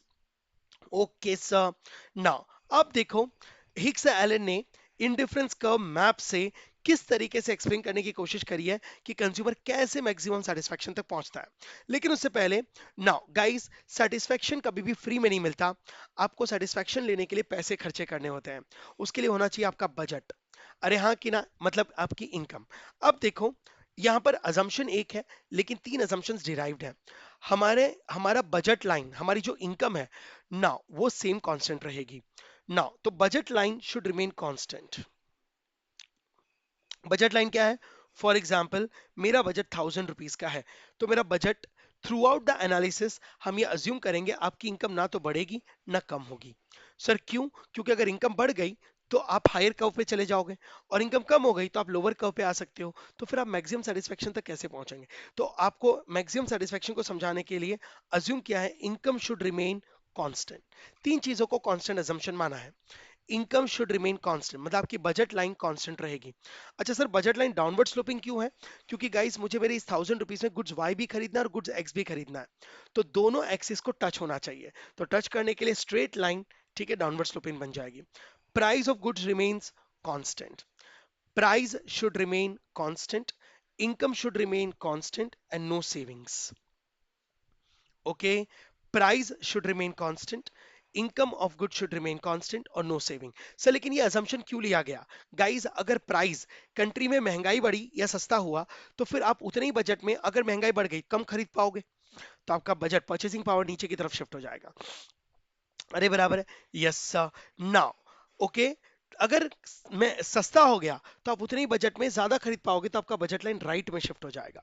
ओ, तो प्राइस आपके सेक्रीफाइस रेशो को चेंज कर देता है। तो एमआरएस फॉल होने के बदले राइज हो सकता है, या एमआरएस जीरो हो सकता है।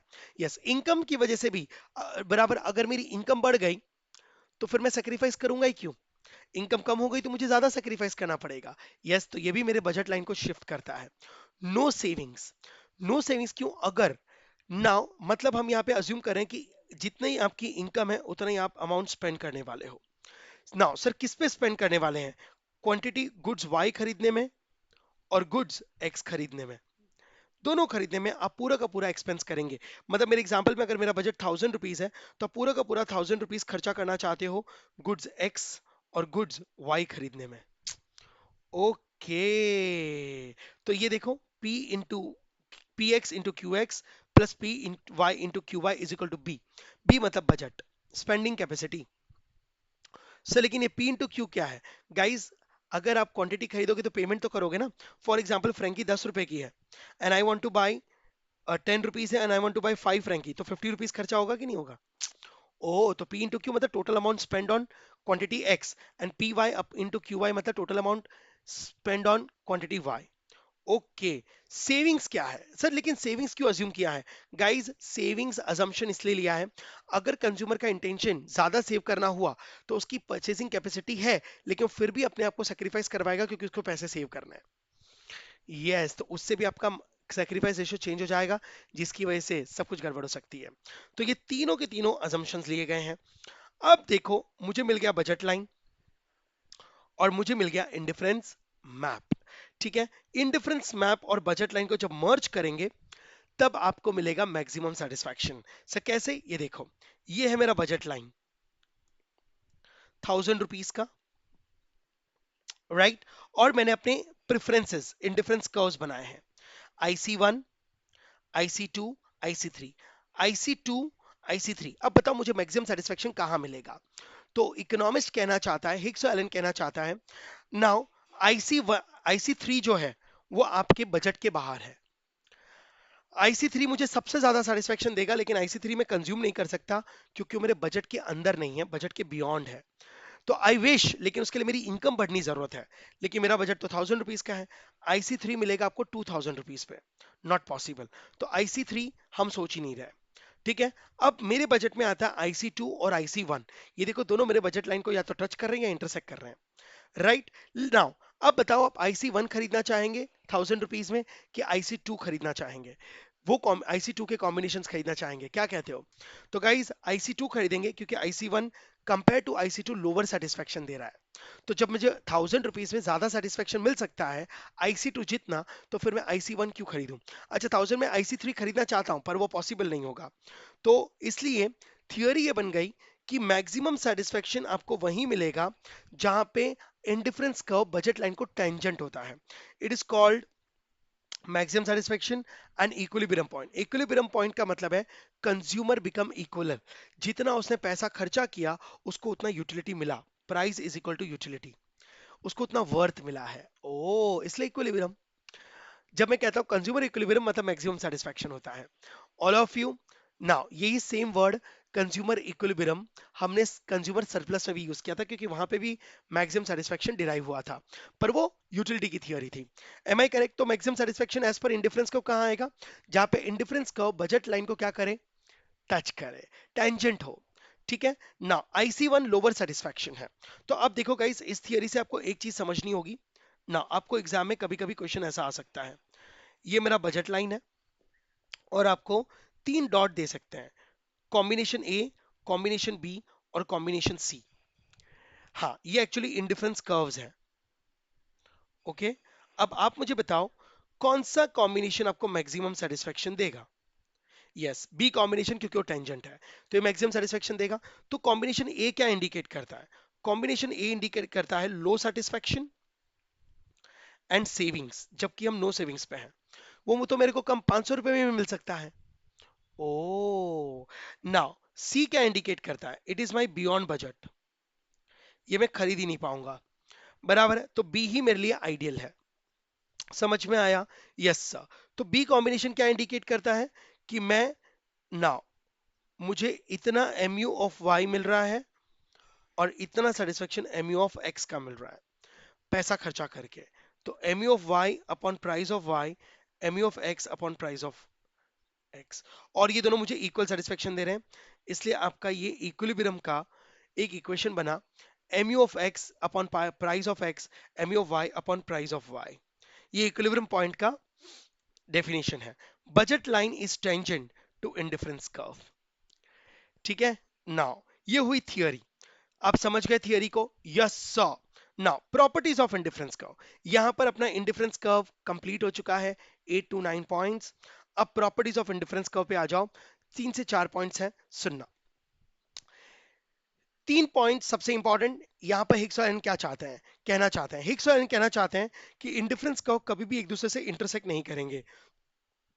नाउ आप कितने भी आईसी कर्व्स बना लो, IC1, IC2, IC3, ये कभी भी इस तरीके से नहीं होंगे ना। IC1 और IC2 कभी भी एक दूसरे को इंटरसेक्ट नहीं करेंगे।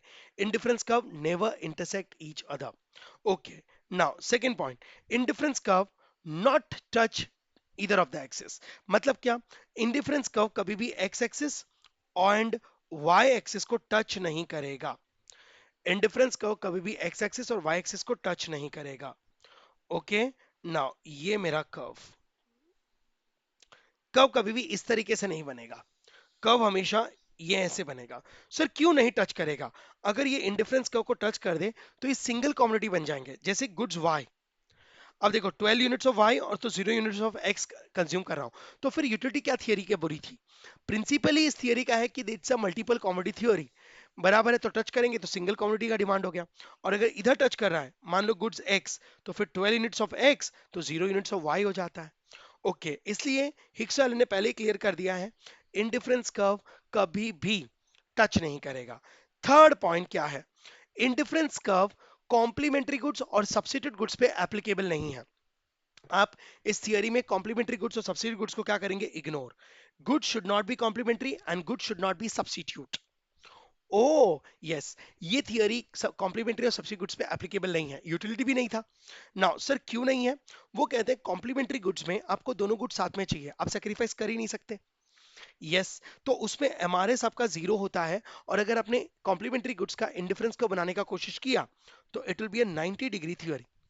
डिटेल जानना चाहते हैं तो आप मेरे डिटेल वीडियो लेक्चर्स परचेज कीजिए नाउ, लेकिन यहां पर सिर्फ टू द पॉइंट मेरे नोट्स। ओके, तो indifference curve will be a right angle bent which is convex to the origin, it is an L shape. तो आपको एग्जाम में ये भी पूछा जा सकता है, अगर गुड्स कॉम्प्लीमेंट्री हो और उसका इंडिफरेंस कर्व बनाया जाए तो कर्व कैसा दिखेगा? तो राइट डिग्री, और ये कॉन्वेक्स टू ओरिजिन होगा, तो 90 डिग्री राइट एंगल होगा, लेकिन हाँ कॉन्वेक्स होगा। और उसका एमआरएस क्या होगा? जीरो, क्योंकि सेक्रीफाइस ही नहीं कर सकते। अगर आपने सब्स्टिट्यूट गुड्स में इंडिफरेंस कर्व बनाने की कोशिश करी तो आपका एमआरएस कांस्टेंट होगा और आपको डाउनवर्ड स्लोपिंग कर्व मिलेगा, क्योंकि सब्स्टिट्यूट गुड्स में गुड्स तो सेम ही है, तो फिर आप सेक्रीफाइस क्या कर रहे हो? यस, तो it will be a downward sloping curve, लेकिन कर्व नहीं होगा, कॉन्वेक्स भी नहीं होगा ना, फ्लैट स्ट्रेट लाइन होगा। हाँ तो सर, तो फिर हम लोग इंडिफरेंस कर्व में कौन से गुड्स को रिलेट कर सकते हैं? Unrelated goods. इससे तो मैंने फूड और क्लोथ लिया, दोनों का ना एक दूसरे के सब्स्टिट्यूट है, दोनों ना ही एक दूसरे के कॉम्प्लीमेंट्री हैं। ये थियरी अनरिलेटेड गुड्स पे डिपेंड करती है। ओके, बट अनरिलेटेड गुड्स होने चाहिए और एमआरएस फॉल होगा तो ही आपको एग्जैक्टली इंडिफरेंस कर्व मिलेगा। ये अपना थियोरी है। लेकिन अगर अनरिलेटेड गुड्स है और एमआरएस राइज हो गया तो गाइस आपका कर्व डाउनवर्ड स्लोपिंग जरूर होगा, पर वो कॉनकेव टू ओरिजिन हो जाएगा। तो एग्जाम में कभी कभी पूछ सकते हैं, अगर एमआरएस राइज हो रहा है तो it is concave to origin. तो ये तीनों के तीनों इंडिफरेंस कर्व नहीं है, रॉन्ग है। अनरिलेटेड गुड्स होने चाहिए और एमआरएस शुड फॉल, बराबर है, तो ही आपका indifference curve convex to origin होगा। Hope you understood. Yes sir. अब यहां पर ना अजम्पशन का टोटली ऑपोजिट लिखा है, कभी कभी आपको उल्टा पूछ लेते हैं कि बजट लाइन शिफ्ट कब होती है। बजट लाइन दो वजह से शिफ्ट होती है, एक इनकम शिफ्ट होने से और एक प्राइजेस का चेंज होने से। क्या बात कर रहे हो? हाँ ना, पहले देख लो इनकम के चेंज होने से। ये मेरी ओरिजिनल बजट लाइन है, ठीक है, 1000 रुपीज। अगर ना मेरी इनकम बढ़ जाए due to analysis, during analysis, तो my budget line will shift to right. तो आप कह सकते हो budget line shift to right मतलब is due to increase in income.